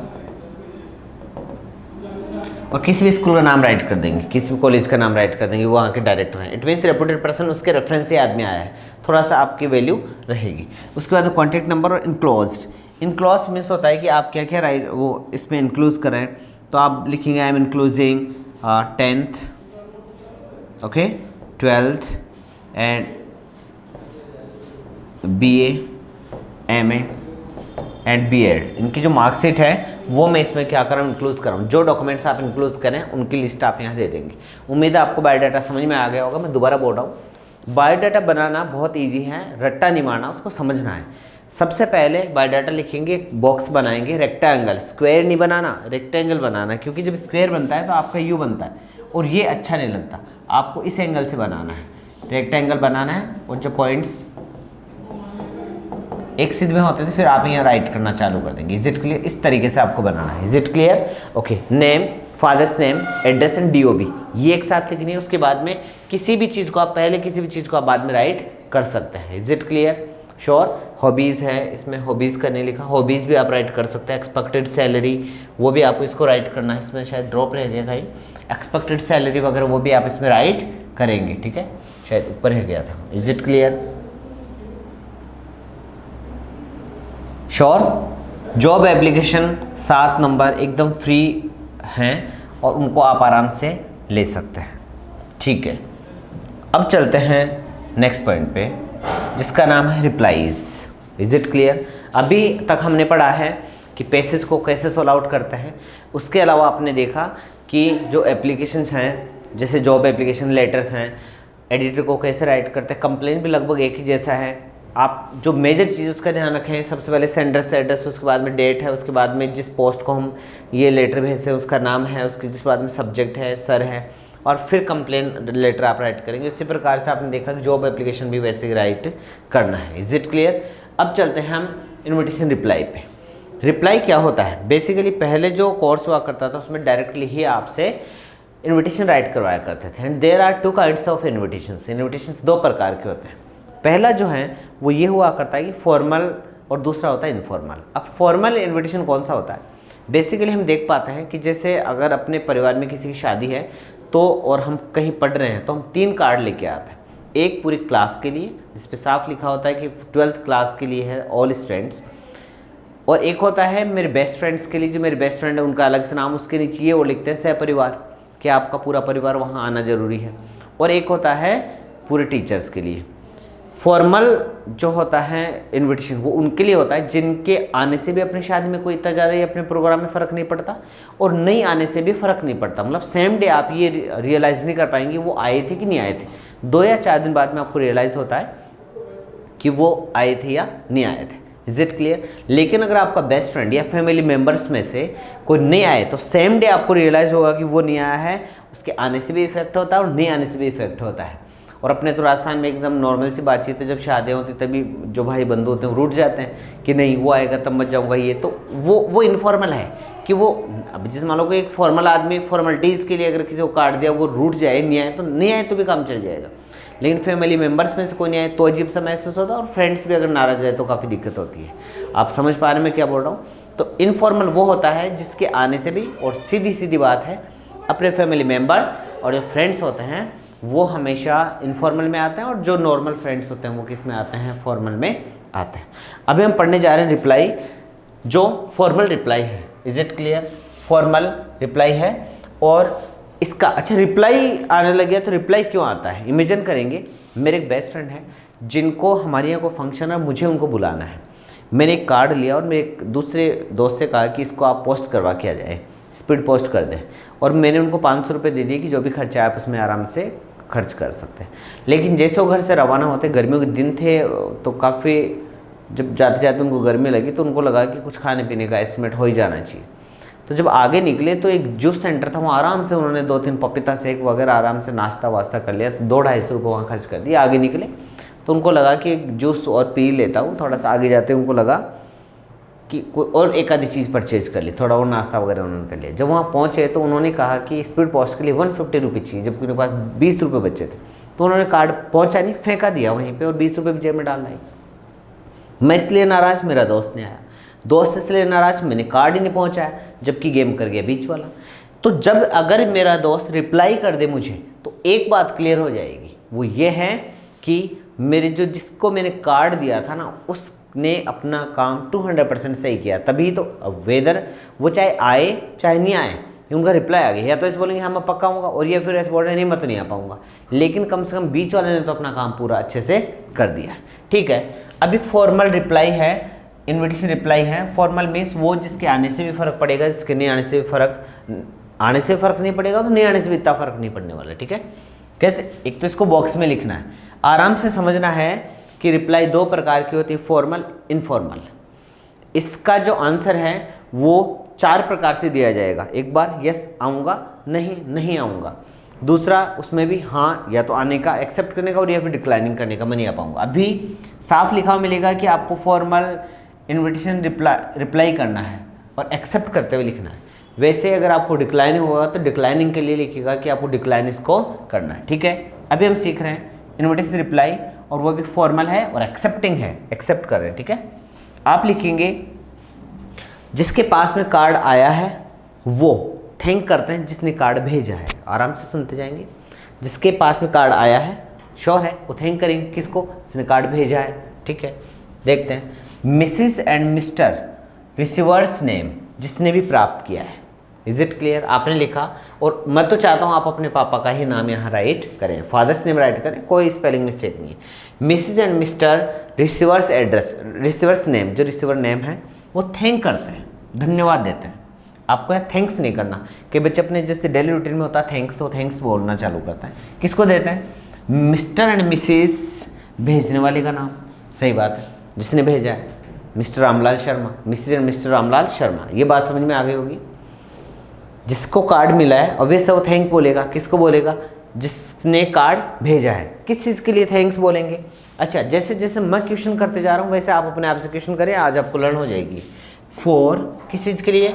for their kind invitation, kind invitation के लिए। अच्छा, जो उन्होंने एक लेटर वो इन्विटेशन भेजा उसके लिए मैं थैंक यू करना चाहता हूँ। क्या करना है इस इन्विटेशन का? अटेंड करना है। आगे बात समझ में? ठीक है, क्या अटेंड करना है? तो फंक्शन का नाम, the marriage party, the ring ceremony party, जडोला पार्टी, गृह प्रवेश, रिटायरमेंट पार्टी, जो भी है, रिंग सेरेमनी, जो भी पार्टी, जो भी फंक्शन होगा आपको पेपर में दिया हुआ मिलेगा। ऑफ दियर सन, या तो उनके बेटे का मैरिज पार्टी है, और या फिर डॉटर। बेटा है तो रवि और डॉटर है तो रानी। Is it clear? उसके बाद में है, अब क्या करना है, कब का है? On Monday. आप उस कार्ड में पढ़ चुके हैं और आपको पता है कि ऑन मंडे का है। फिर कॉमा करके आपको डेट डालनी है, ऐड करके आपको स्थान का नाम लिखना है, और ऐड करके आपको क्या कर देना है, वहाँ टाइमिंग डाल देनी है। दोबारा से सीखेंगे इसको कैसे हमने किया। सबसे पहले फॉर्मल रिप्लाई करनी थी और एक्सेप्ट करते हुए होनी चाहिए थी। Mr and Mrs receiver's name, सबसे पहले जो जिसको कार्ड मिला है उसका नाम वो थैंक करेंगे जिसको कार्ड ने उनको दिया है। किस बात का थैंक करें? For their kind invitation. अच्छा, इन्विटेशन का क्या करना है? अटेंड करना है। क्या अटेंड करना भाई? मैरिज पार्टी अटेंड करनी। किसकी? उनके बेटे की या बेटी की। Is it clear? ठीक है, बेटे या बेटी की आपको क्या करना है? मैरिज पार्टी अटेंड करनी है। ठीक है, कब का है ये काम? तो ऑन मंडे, कॉमा करके डेट लिखेंगे। तो जिस डेट पे आप 6 पे राइट करें तो आप 10 अप्रैल कर देंगे, 10 अप्रैल 2022। ऐड करके कोई भी गार्डन का नाम लिख देंगे, काफी गार्डन का नाम वैसे जानते हैं आप। और उसके बाद में जयपुर एट 8 PM, ये आप टाइमिंग। तो आप जब ये इतनी बातचीत लिख रहे हैं इसका मतलब है कि उस व्यक्ति के पास में आपका कार्ड 200% पहुंच चुका, तभी इतनी नॉलेज उसके पास में रही होगी। Is it clear? ओके, इसके जस्ट नीचे एक लाइन और है, आप देखेंगे एक्सेप्ट करता हुआ था ये, इसीलिए इसमें लाइन लिखी हुई है, they have great pleasure in accepting it. बस ये लाइन आपको अलग से राइट करनी है, they have great pleasure in accepting it. अगर ऊपर वाला आपको याद है तो आपकी चारों जो आपके रिप्लाईज हैं वो एकदम क्लियर हो जाएंगी। ठीक है, पहली नंबर की लाइन है कि आप एक्सेप्ट कर रहे हैं, तो आपने लिखा दे हैव ग्रेट प्लेजर, मतलब उनको बहुत ज़्यादा खुशी हो रही थी किस चीज़ को लेके, इन एक्सेप्टिंग इट, इसको एक्सेप्ट करते हुए, कि वो इसको एक्सेप्ट करेंगे, हम तो 100% वहाँ पहुँचेंगे। उम्मीद है ये चीज़ आपके अच्छे समझ में आ गई। अब देखते हैं डिक्लाइनिंग। ये था एक्सेप्ट, अब आप मना कैसे करेंगे? देखिएगा, यहाँ तक आपको सेम राइट करना है। यहाँ तक जो है ये दोनों में सेम राइट है, चाहे आप डिक्लाइनिंग करें और चाहे आप एक्सेप्ट करें, बस यही लाइन चेंज करनी है। इट मीन्स एक्सेप्ट करना है तो ये वाली लाइन लिखनी है, और अगर अब मना करना है तो केवल इस लाइन को ही आपको क्या करना है, ड्रॉप करना है, और इसके बजाय क्या लाइन लिखेंगे, वो ये रही। इसके बजाय जो लाइन लिखेंगे वो ये रहेगी, जिसमें आप लिखेंगे ये वाली, ये देखिए डिक्लाइनिंग अगर लिखा हुआ आ जाए कि अगर आपको डिक्लाइन करना है तो आप कैसे लिखेंगे, श्योर वो था एक्सेप्ट, अब बोलते कि डिक्लाइनिंग करना है तो डिक्लाइनिंग आप कैसे लिखेंगे, इस तरह से लिखेंगे। देखेंगे दे हैव ग्रेट प्लेजर के बजाय आप ये दो लाइनें लिख देंगे, बट रिग्रेट, लेकिन बहुत ज़्यादा क्या है, दुखी हैं, शर्मिंदा है। शर्मिंदा किस चीज़ को लेके, अब अपने आप से क्वेश्चन करो, देखो लर्न हो जाएगा। बट रिग्रेट, लेकिन शर्मिंदा है। शर्मिंदा क्यों भाई, फॉर बीइंग अनेबल, वो अनेबल हैं, वो असमर्थ हैं। असमर्थ है किस चीज़ को लेके, टू अटेंड इट, इस फंक्शन को अटेंड करने में असमर्थ हैं, इसलिए थोड़े से शर्मिंदा हो गए।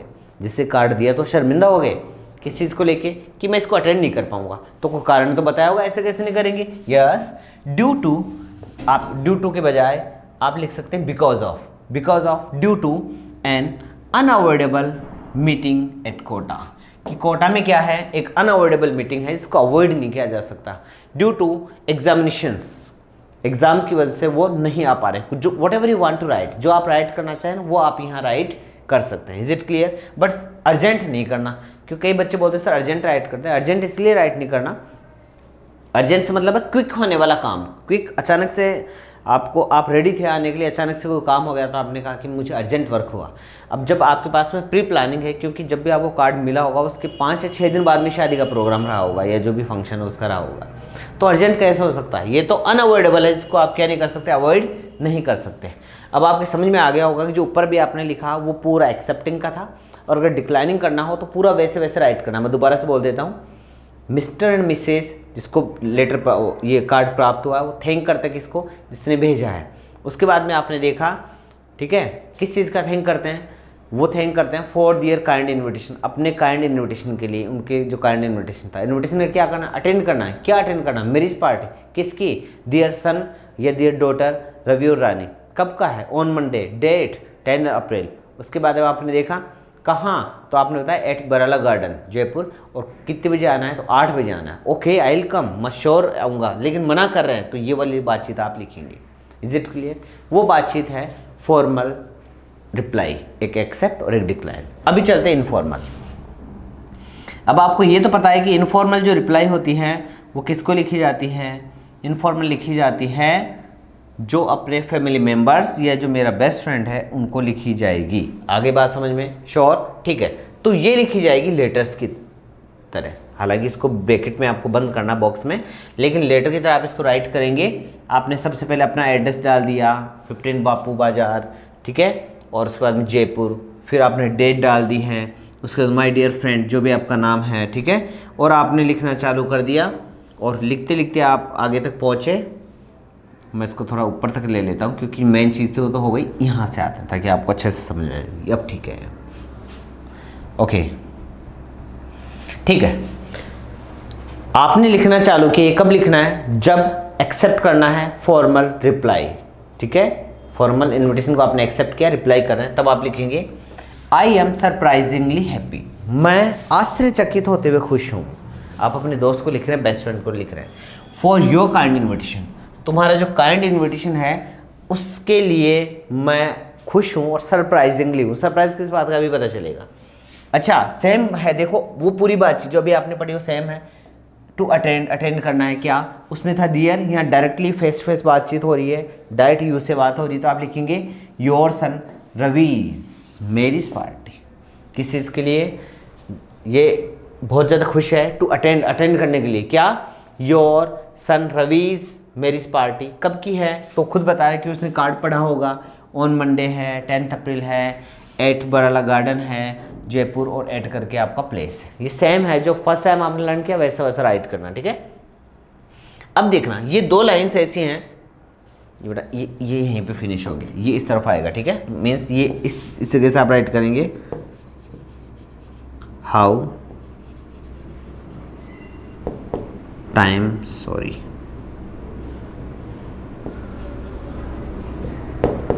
हाउ टाइम फ्लाइज, ये इस तरह से।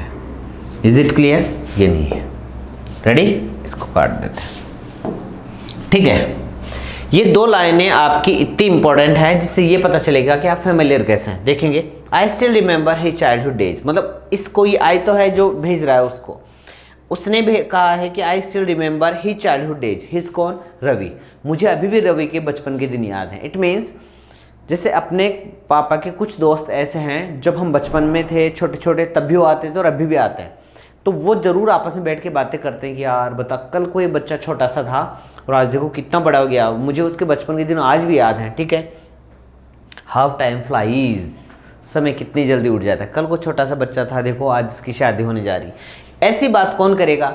वो 2 बेस्ट फ्रेंड जो काफ़ी टाइम से साथ है। इट मीन्स ये इनफॉर्मल ऑटोमेटिकली हो गया। तो इसने क्या लिखा? आई विल कम, टाइम नहीं है, यहाँ है कम, आप थोड़ा इसको इम्प्रूव कर लें। ठीक है, स्लाइड में हल्की सी दिक्कत थी। I will come surely with all my family, ये ऐसा है। I will come surely with all my family, मैं मेरे पूरे परिवार के साथ में आऊँगा। ठीक है, और उसके बाद में योर सिंसियरली, और उसके बाद में अपना नाम आप राइट कर देंगे। थोड़ा सा इंप्रूवमेंट इसको देख लेंगे, स्क्रीनशॉट ले लेंगे ताकि दिक्कत नहीं आए। बाकी आपको ऐसा वैसा राइट करना है, बहुत अच्छे मार्क्स आपके इसमें आएंगे। Is it clear? ओके, आगे चलते हैं। ये देखो, योर सिंसियरली और नेम आपने राइट कर दिया। अब अगर आप इसको डिक्लाइनिंग करना हो, मना करना हो, तो आप कैसे करेंगे? अगर इसको मना करना हो तो आप कैसे करेंगे? आपके दोस्त ने आपको इनवाइट किया है, he is your best friend. ठीक है, नो मैटर। अब आपको मना करना है कि मैं इसमें नहीं आ पाऊंगा, तो आप क्या करेंगे? डिक्लाइनिंग लिखेंगे। श्योर लिखा हुआ आएगा कि इनफॉर्मल रिप्लाई आपको करनी है, डिक्लाइनिंग करनी है, तो आपने लिखा बट रिग्रेट, लेकिन मैं तो बहुत ज़्यादा क्या हूँ, शर्मिंदा हूँ। किस चीज़ को लेके? देखो, अपने आप से क्वेश्चन करोगे, ये आपको लर्न होता जाएगा। फॉर बीइंग अनेबल, असमर्थ होने में। अच्छा, आप असमर्थ किस चीज़ के लिए हैं? टू अटेंड इट, मैं इसको अटेंड नहीं कर पाऊंगी। इट क्या है? ये फंक्शन है, इस फंक्शन को अटेंड नहीं कर पा रहा। क्यों? Due to an unavoidable meeting at Kota. Same, ठीक है, यहीं पे बेस्ट विशेस इस तरफ आएगा। ठीक है, बेस्ट विशेस टू रवि, और नीचे आप लिख देंगे, लेकिन अब विशेष तो आपको करनी है, best wishes to Ravi, your sincerely Ram. सबके समझ में आ गया होगा। आपने नोटिस किया कि अगर एक बार ऊपर वाला अच्छे से याद हो तो डिक्लाइनिंग भी सेम है, चाहे उसमें लिखिए चाहे इसमें लिखिए, डिट्टो वर्ड है, और एक्सेप्टिंग भी सेम है, और ऊपर वाला भी काफ़ी सारा मैटर एक जैसा था। एक अच्छे से लर्न कर लें, बाकी सबको 1-2 बार लिख के देखेंगे, लर्न हो जाएगा। Is it clear? Okay, replies जहाँ तक मुझे विश्वास है आपके समझ में आ गई होगी। आगे चलते हैं। अब है आपके advertisement. Is it clear? Okay, यहाँ कर लेते हैं इसको। एडवर्टाइजमेंट, ठीक है, जो मेजर एडवर्टाइजमेंट है वो आपको बताता हूँ। ग्रूम वांटेड, क्वेश्चन ऐसा आएगा, just you and your family are searching a groom for your sister और योर आंट। आंट मीन्स भूहासा को भी हम क्या बोलते हैं? आंट ही बोलते हैं। Is it clear? श्योर है? ठीक है, अपनी सिस्टर के लिए आप एक लड़का ढूंढ रहे हैं, तो आप कैसे ढूंढेंगे? रेडी? तो सबसे पहले अगर आप ग्रूम वांटेड लिखते हैं कि अगर आपको लड़का चाहिए तो लड़की की विशेषता पहले लिखनी है, और अगर आपने लिखा लड़की चाहिए तो लड़के की विशेषता पहले लिखनी है। Is it clear? श्योर? जिसके थ्रू आप जा रहे हैं उसकी विशेषता आपको पहले लिखनी है। ठीक है, ये आपको बॉक्स में लिखना है, इसमें बॉक्स नहीं लिखा हुआ है। ठीक है, क्या लिखा आपने? सीधा डायरेक्टली एक ही जैसा राइट करना, कोई चेंज नहीं करना, हल्का हल्का चेंज करना। वांटेड अ सूटेबल मैच, एक सूटेबल मैच आपको चाहिए। ठीक है, किसके लिए? फॉर ब्यूटीफुल एंड फेयर, क्योंकि लड़की है, लड़का चाहिए, लड़की विशेषता पहले लिखेंगे। Wanted a suitable match for beautiful and fair, अगर लड़के के बारे में लिखते हैं तो हैंडसम एंड फेयर आप राइट करते हैं। Is it clear?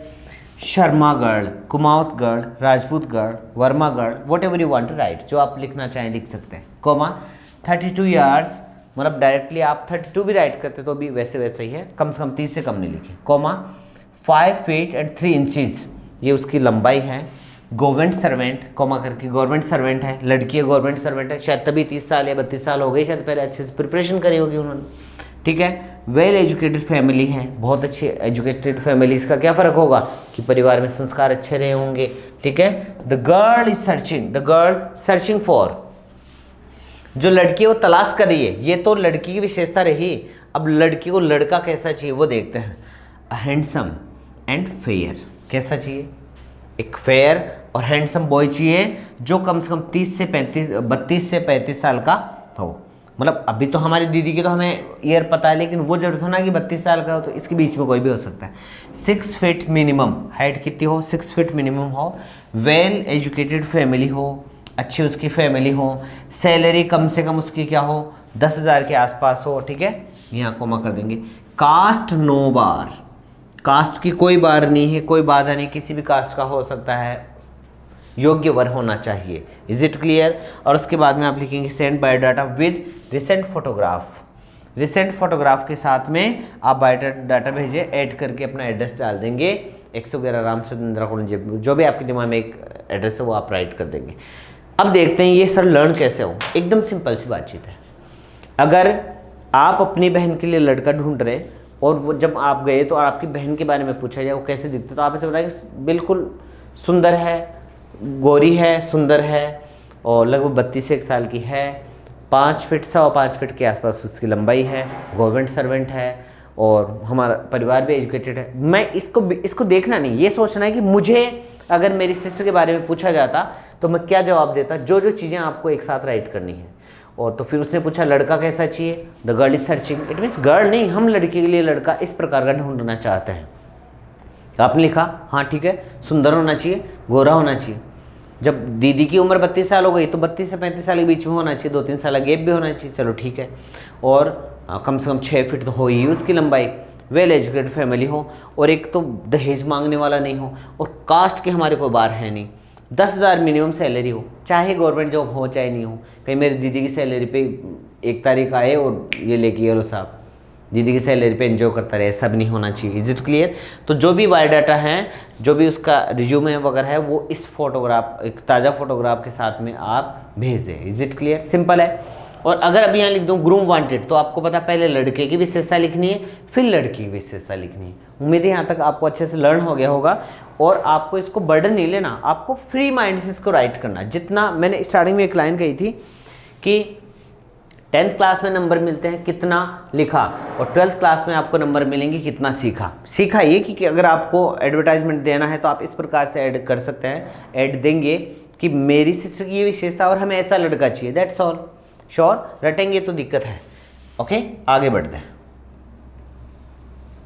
ये देखिए एड्रेस लिखें, एड्रेस लिख के इसको क्लोज कर देंगे। रेडी? ओके, आगे चलते हैं। Lost and found, lost and found एकदम ईजी है भाई, आप इसको देखेंगे कैसे है ईजी, तो मैं आपको बता देता हूँ इसको। ओके, जब भी कोई चीज़ खोती है तो आपने जैसे मान लीजिए लॉस्ट लिखा, ठीक है, क्या खो गई तो आपने लिखा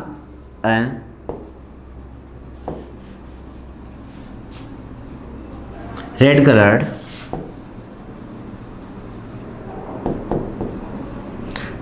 एडिडास बैग हैज लॉस्ट, खो गया है। ये तो रही खोने की चीज। कहाँ खो गया? अच्छा, कैसा था उसमें? कंटेनिंग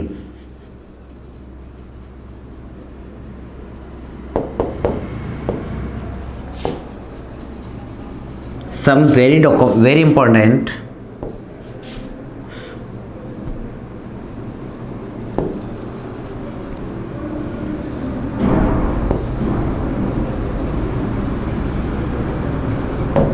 important documents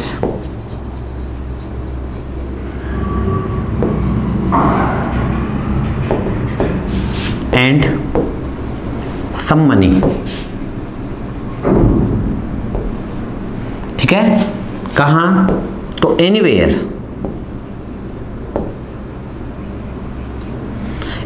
करके बिटवीन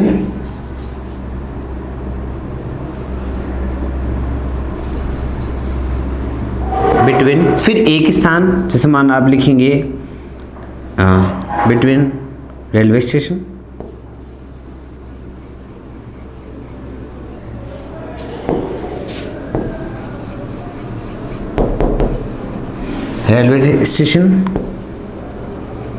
एंड करके सेकंड थाना मोड़।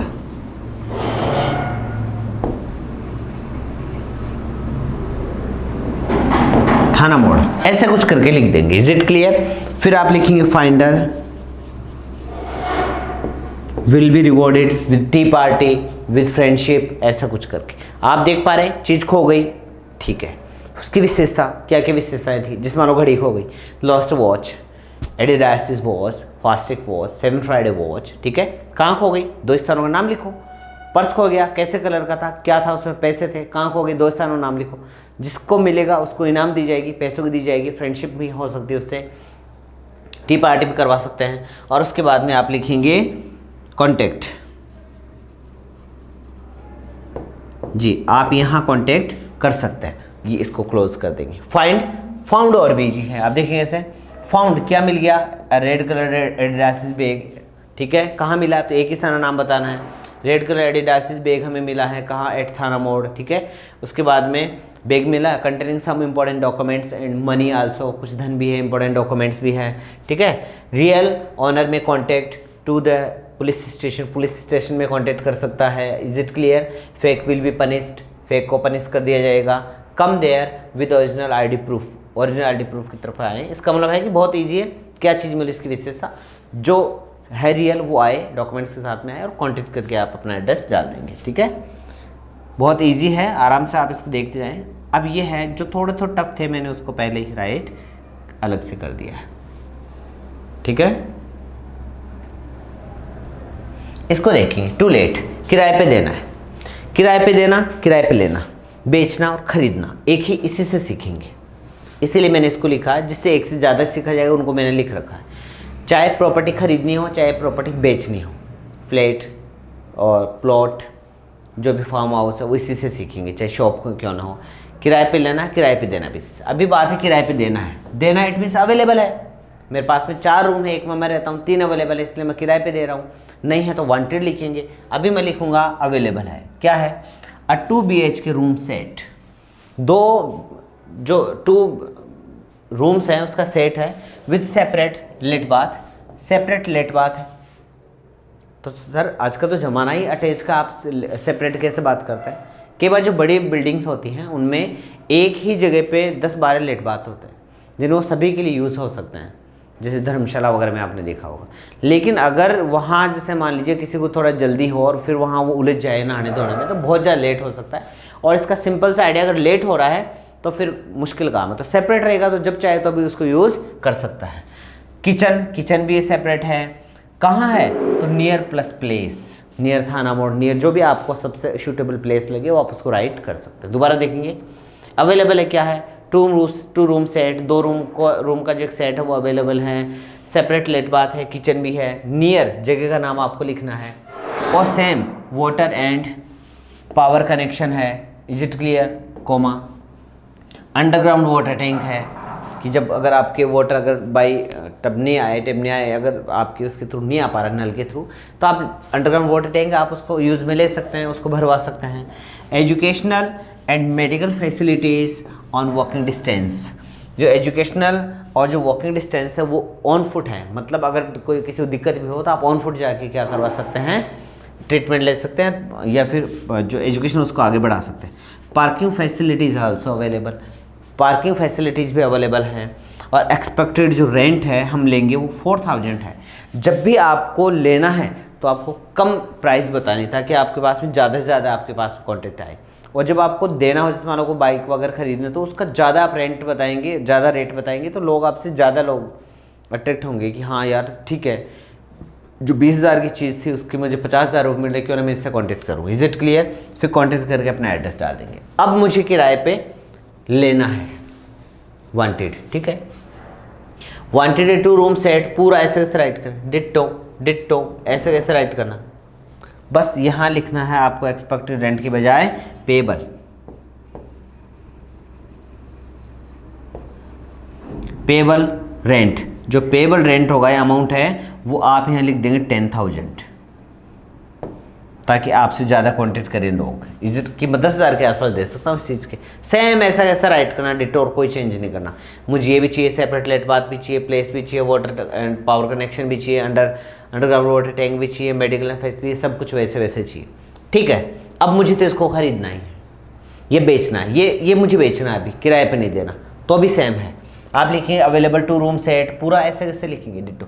इसमें एक चीज़ ध्यान रखेंगे, जब भी किराए पे लेना होता है, देना होता है, तो यहाँ आप एक चीज़ और लिख सकते हैं इस जगह, और इस जगह आप ये लिखेंगे only for a small veg family, और फिर इसको यूं करके फिर लिखेंगे स्कूल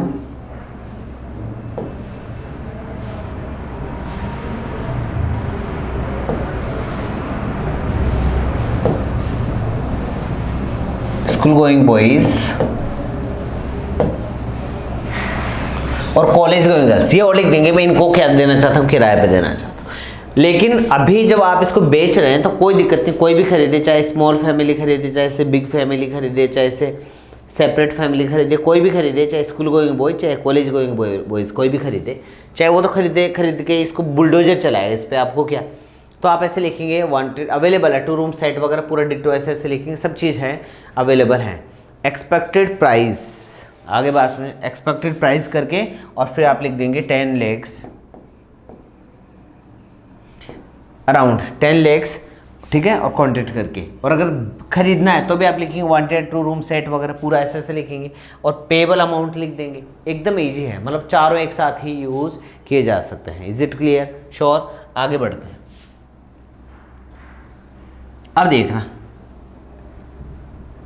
इस पे आते हैं भाई। ये मैंने केवल हेडिंग ही डाल रखी है ताकि मैं इसको आराम से आपको समझा दूँ। वांटेड है, मैंने बता दिया कैसे वांटेड है, ठीक है। उसके बाद सेल एंड परचेज क्या करना है, ऐसे मान लेते हैं एक व्हीकल खरीदना है तो बहुत ज़्यादा है, खरीदना है इट मीन्स वांटेड, बेचना है इट मीन्स अवेलेबल है। हीरो होंडा बाइक आपने लिखा, ये वांटेड, खरीदना है तो आपने लिखा वांटेड है।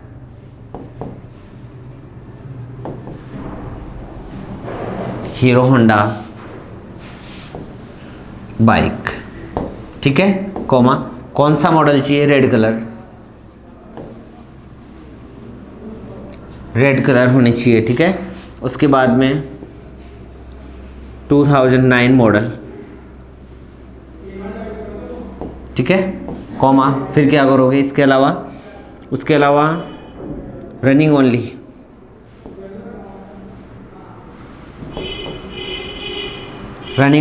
कितना, 25,000 किलोमीटर, ठीक है। वेल मेंटेन वगैरह वगैरह पूरी चीज़ लिखे, well maintain, new tyre, new insurance, well original documents, ठीक है। ऐसे कुछ करके जो आप एक बात सोचा, अगर मेरे से अगर आप बता रहे हैं कि सर मुझे एक बाइक खरीदनी, मैं पूछूंगा कैसे कैसे चाहिए, तो आपने कहा कि सर एक हीरो होंडा की बाइक हो, रेड कलर की हो, और उसके अलावा उसमें टायर भी नए होने चाहिए, इंश्योरेंस नया होना चाहिए, डॉक्यूमेंट्स अच्छे होने चाहिए और वेल मेंटेन होनी चाहिए और ज़्यादा चली हुई भी नहीं होनी चाहिए। ऐसे कोई बाइक मिल जाए ना तो मैं उस बाइक के कितने रुपये दे सकता हूँ, पेबल अमाउंट, तो आप लिख देंगे उस बाइक के मैं 40,000 रुपये दे सकता हूँ। अब आप देखेंगे कि अगर 40,000 की बातचीत आए तो 40,000 रुपये है और 2009 या 10 के 15 के आसपास, तो बहुत शानदार अमाउंट है ये। तो खूब सारे लोग आपके पास में आएंगे, मेरी वाली बाइक भी बहुत अच्छी है, देखो इतनी चली हुई, इतनी बहुत अच्छे मैंने इसको मेंटेन कर रखा, आप इसको ले सकते हैं। Is it clear? It means आपके पास में ज़्यादा अवसर आएंगे जब इसको बेच पाएंगे। तो सेल करने में भी है available hero Honda bike, same ditto ऐसे राइट करना है।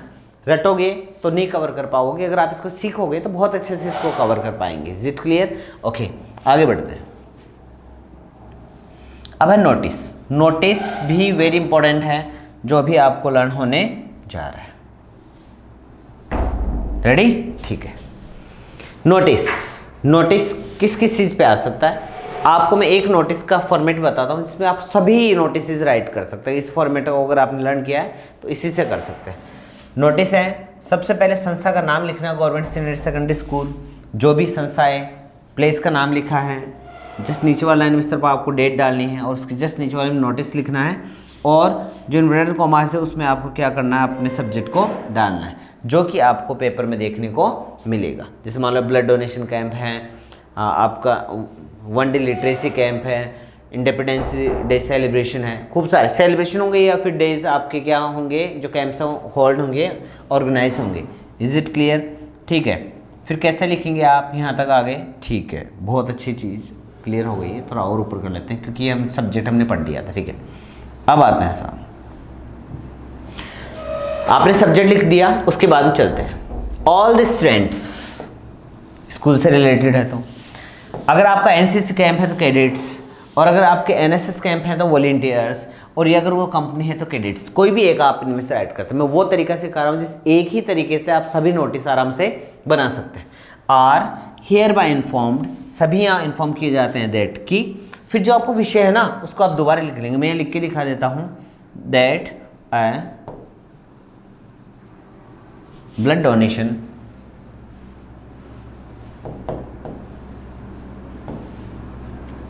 कैंप, दोबारा लिख दिया। Will be held, camp held होंगे और जो भी फंक्शन होंगे वो ऑर्गेनाइज होंगे। ये बात आपकी समझ, सॉरी, जो कैंप होंगे वो ऑर्गेनाइज होंगे, हेल्ड होंगे, और जितने भी फंक्शन होंगे वो सेलिब्रेट होंगे। Is it clear? ओके। कब? तो plus day, day means on करके आप क्या कर देंगे, कोई भी एक डे डाल देंगे, लाइक मंडे। ये डे आप वो स्पेलिंग डालें जो आपको आती हो, कहीं ऐसा नहीं कि आपने वेडनेसडे डालने की कोशिश करी, वेडनेसडे की स्पेलिंग भूल गए और पड़ोस से पूछ रहे हैं कि वेडनेसडे की स्पेलिंग क्या है, और वो बताते बताते पूरा गलत करवा गए। मंडे लिखे, संडे लिखे, फ्राइडे लिखे, तीनों की स्पेलिंग बहुत ईजी है। स्पेलिंग अगर सही होगी मार्क्स अच्छे मिलेंगे, ठीक है।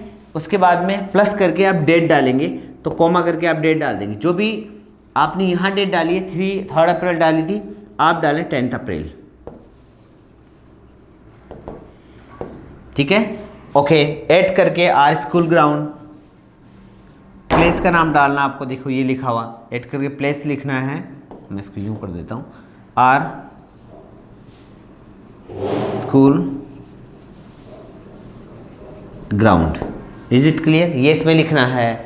आप आराम से देख पा रहे होंगे, आप राइट भी करते जाएं साथ में, या थोड़ा बेक करके आप इसको आराम से देख सकते हैं, स्पीड बढ़ा के भी देख सकते हैं, ठीक है। ओके, 10 अप्रैल ऐड करके सीधी है। आपने यहाँ लिखा ऑल द स्टूडेंट्स है, तो एनसीसी कैंप के बारे में आया तो कैडेट्स है, एनएसएस के बारे में आया तो वॉलेंटियर्स आएगा, कैंडिडेट्स कोई कंपनी के बारे में है और कोई इंस्टीट्यूट है उनके बारे में, candidates are hereby informed, उनको सूचित किया जाता है डेट की, और विषय दोबारा लिखेंगे।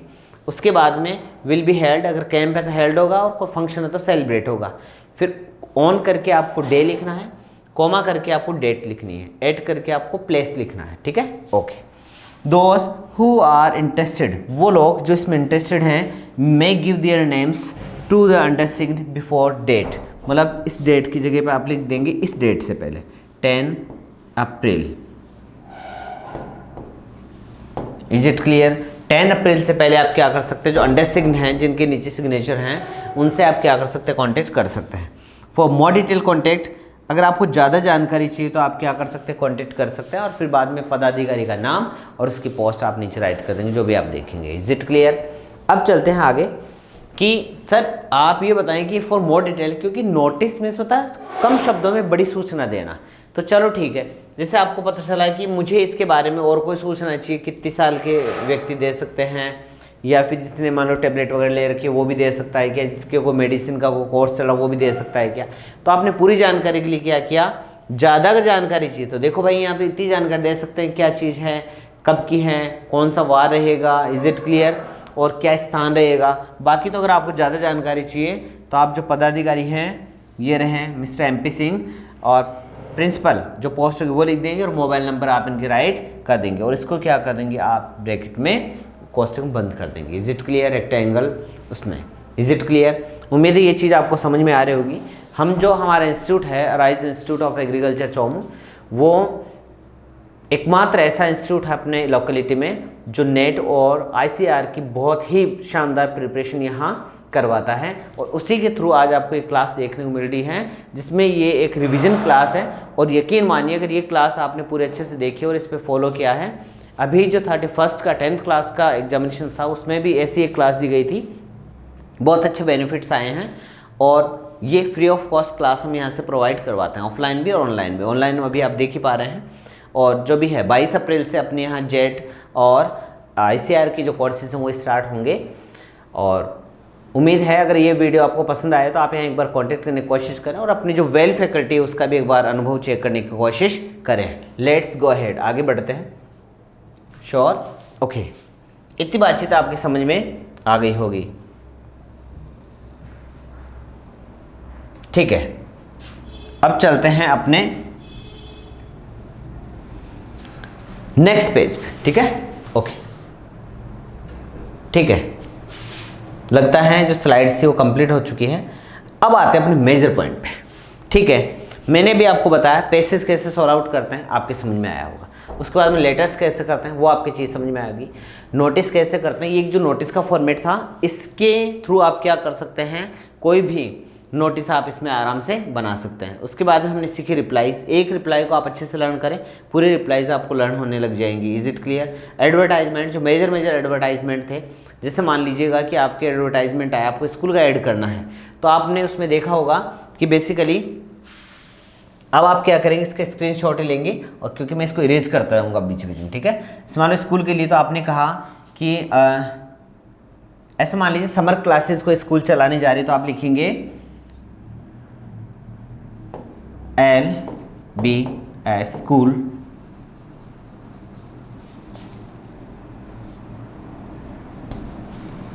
is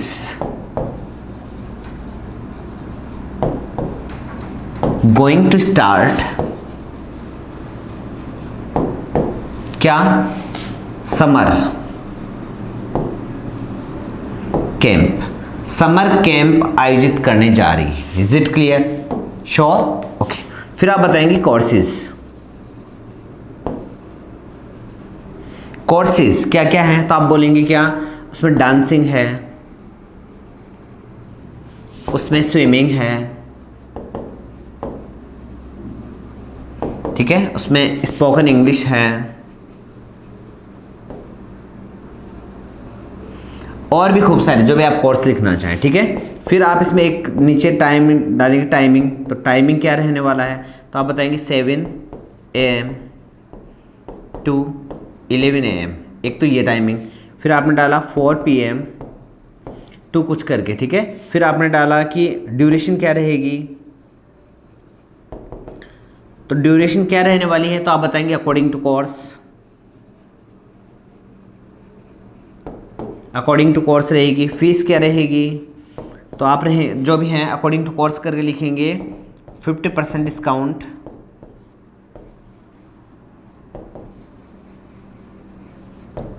for girls students.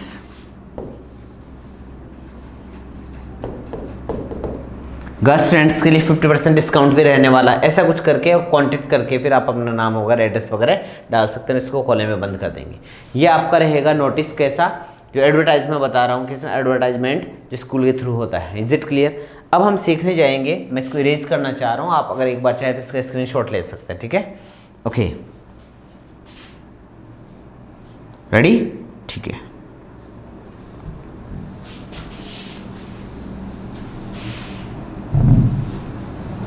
ठीक है, एक बार थोड़ा बड़ा सा वो लेते हैं, इसमें थोड़ी जगह ज़्यादा हो।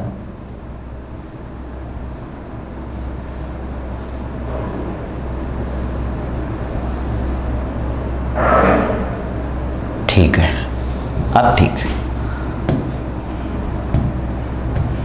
हाँ बेटा, अब देखते हैं अपने हैं क्लोजेस। एक है प्रीपोजिशन। प्रीपोजिशन आपने देखा होगा जो आपके जो कोर्सेज में राइट किए हुए हैं उनका आप राइट कर सकते हैं। अगर अदरवाइज अगर प्रीपोजिशन अगर मैं समझाने लगूंगा तो बहुत सारा टाइम इसमें स्पेंड हो सकता है। आपके टीचर्स ने जो बता रखा है वो सफिशिएंट है। अगर आप उसको फील करेंगे तो आप उसको अच्छे से कवर कर पाएंगे। ठीक है, अभी मैं आपको बताता हूँ क्लोजेस। क्लोजेस पढ़ेंगे। ठीक है, और क्लोजेस का जो पैटर्न है मैं आपको बता रहा हूँ, उसमें रिलेटिव प्रोनाउन मोस्टली पूछे जाते हैं। कैसे उसको लर्न करना है वो सुनेंगे। पहला है हु, दूसरा है हुम, तीसरा है हुज, चौथा है वेयर, फिर व्हेन, फिर विच, और फिर दैट। अभी आपको बहुत अच्छे से समझ में आने लग जाएंगे। ऐसे मान के चलेंगे जहां ब्लैंक स्पेसेस में आपको ये भरने होते हैं, ये सभी ब्लैंक स्पेसेस हैं। आपको करना क्या है, इससे ठीक पहले वाला वर्ड देखना और इसके ठीक बाद वाला वर्ड आपको देखना है। Is it clear? आपको इससे ठीक पहले वाला वर्ड देखना है और इसके एक जस्ट बाद वाला वर्ड देखना है और आप इसको कवर कर जाएंगे। ठीक है, अगर इससे पहले नाउन, ठीक है, नाउन या प्रोनाउन हो। ठीक है, ठीक है। मैं एक बार ये इंडेक्स आपको लिख ही देता हूँ। Place, time, time word, okay, animals और थिंग्स। ठीक है, प्लस HV और MV plus pronoun plus noun.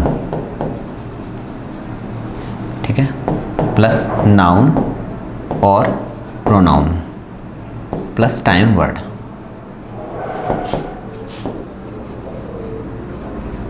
ठीक है, विच प्लस नाउन और प्रोनाउन। और इसको बाद में देखते हैं। चलो ठीक है, हल्का सा राइट कर देता हूँ। हु, whom और which। ठीक है, इसको समझते हैं। ये ऐसे इंडेक्स हैं जिसके थ्रू आपका रिलेटिव प्रोनाउन कभी गलत नहीं हो सकता, चाहे आप किसी भी कंपटीशन लेवल पे जाएं। ठीक है, हम ऐसे मानने चलेंगे कि ये वाला जो पार्ट है ना, ये अपना ब्लैंक स्पेसिस है। आगे बात समझ में, ये अपना ब्लैंक स्पेस है। इससे पहले वाले वर्ड को देखना और इसके बाद वाले वर्ड को देखना। ये इंडेक्स आपको अच्छे से राइट करनी है, आपका रिलेटिव प्रोनाउन कभी गलत नहीं होगा। ठीक है, ऐसे मानने चलेंगे हु, हुम और हुज। जैसे ही ब्लैंक स्पेस से पहले हमने नाउन देखा, वो भी किससे रिलेटेड? पर्सन, मतलब व्यक्तियों से संबंधित नाउन या प्रोनाउन हो। अब व्यक्तियों से संबंधित नाउन कौन सी होती है? जैसे मैंने कहा डॉक्टर, डॉक्टर व्यक्ति होता है। मैंने कहा पुलिस, पुलिस भी ठीक है। मैंने कहा teacher, doctor, engineer, monitor, mama, papa, brother, sister, boy, girl, ये सभी क्या हैं? Naming words are noun. Naming words जो होते हैं वो नाउन होते हैं।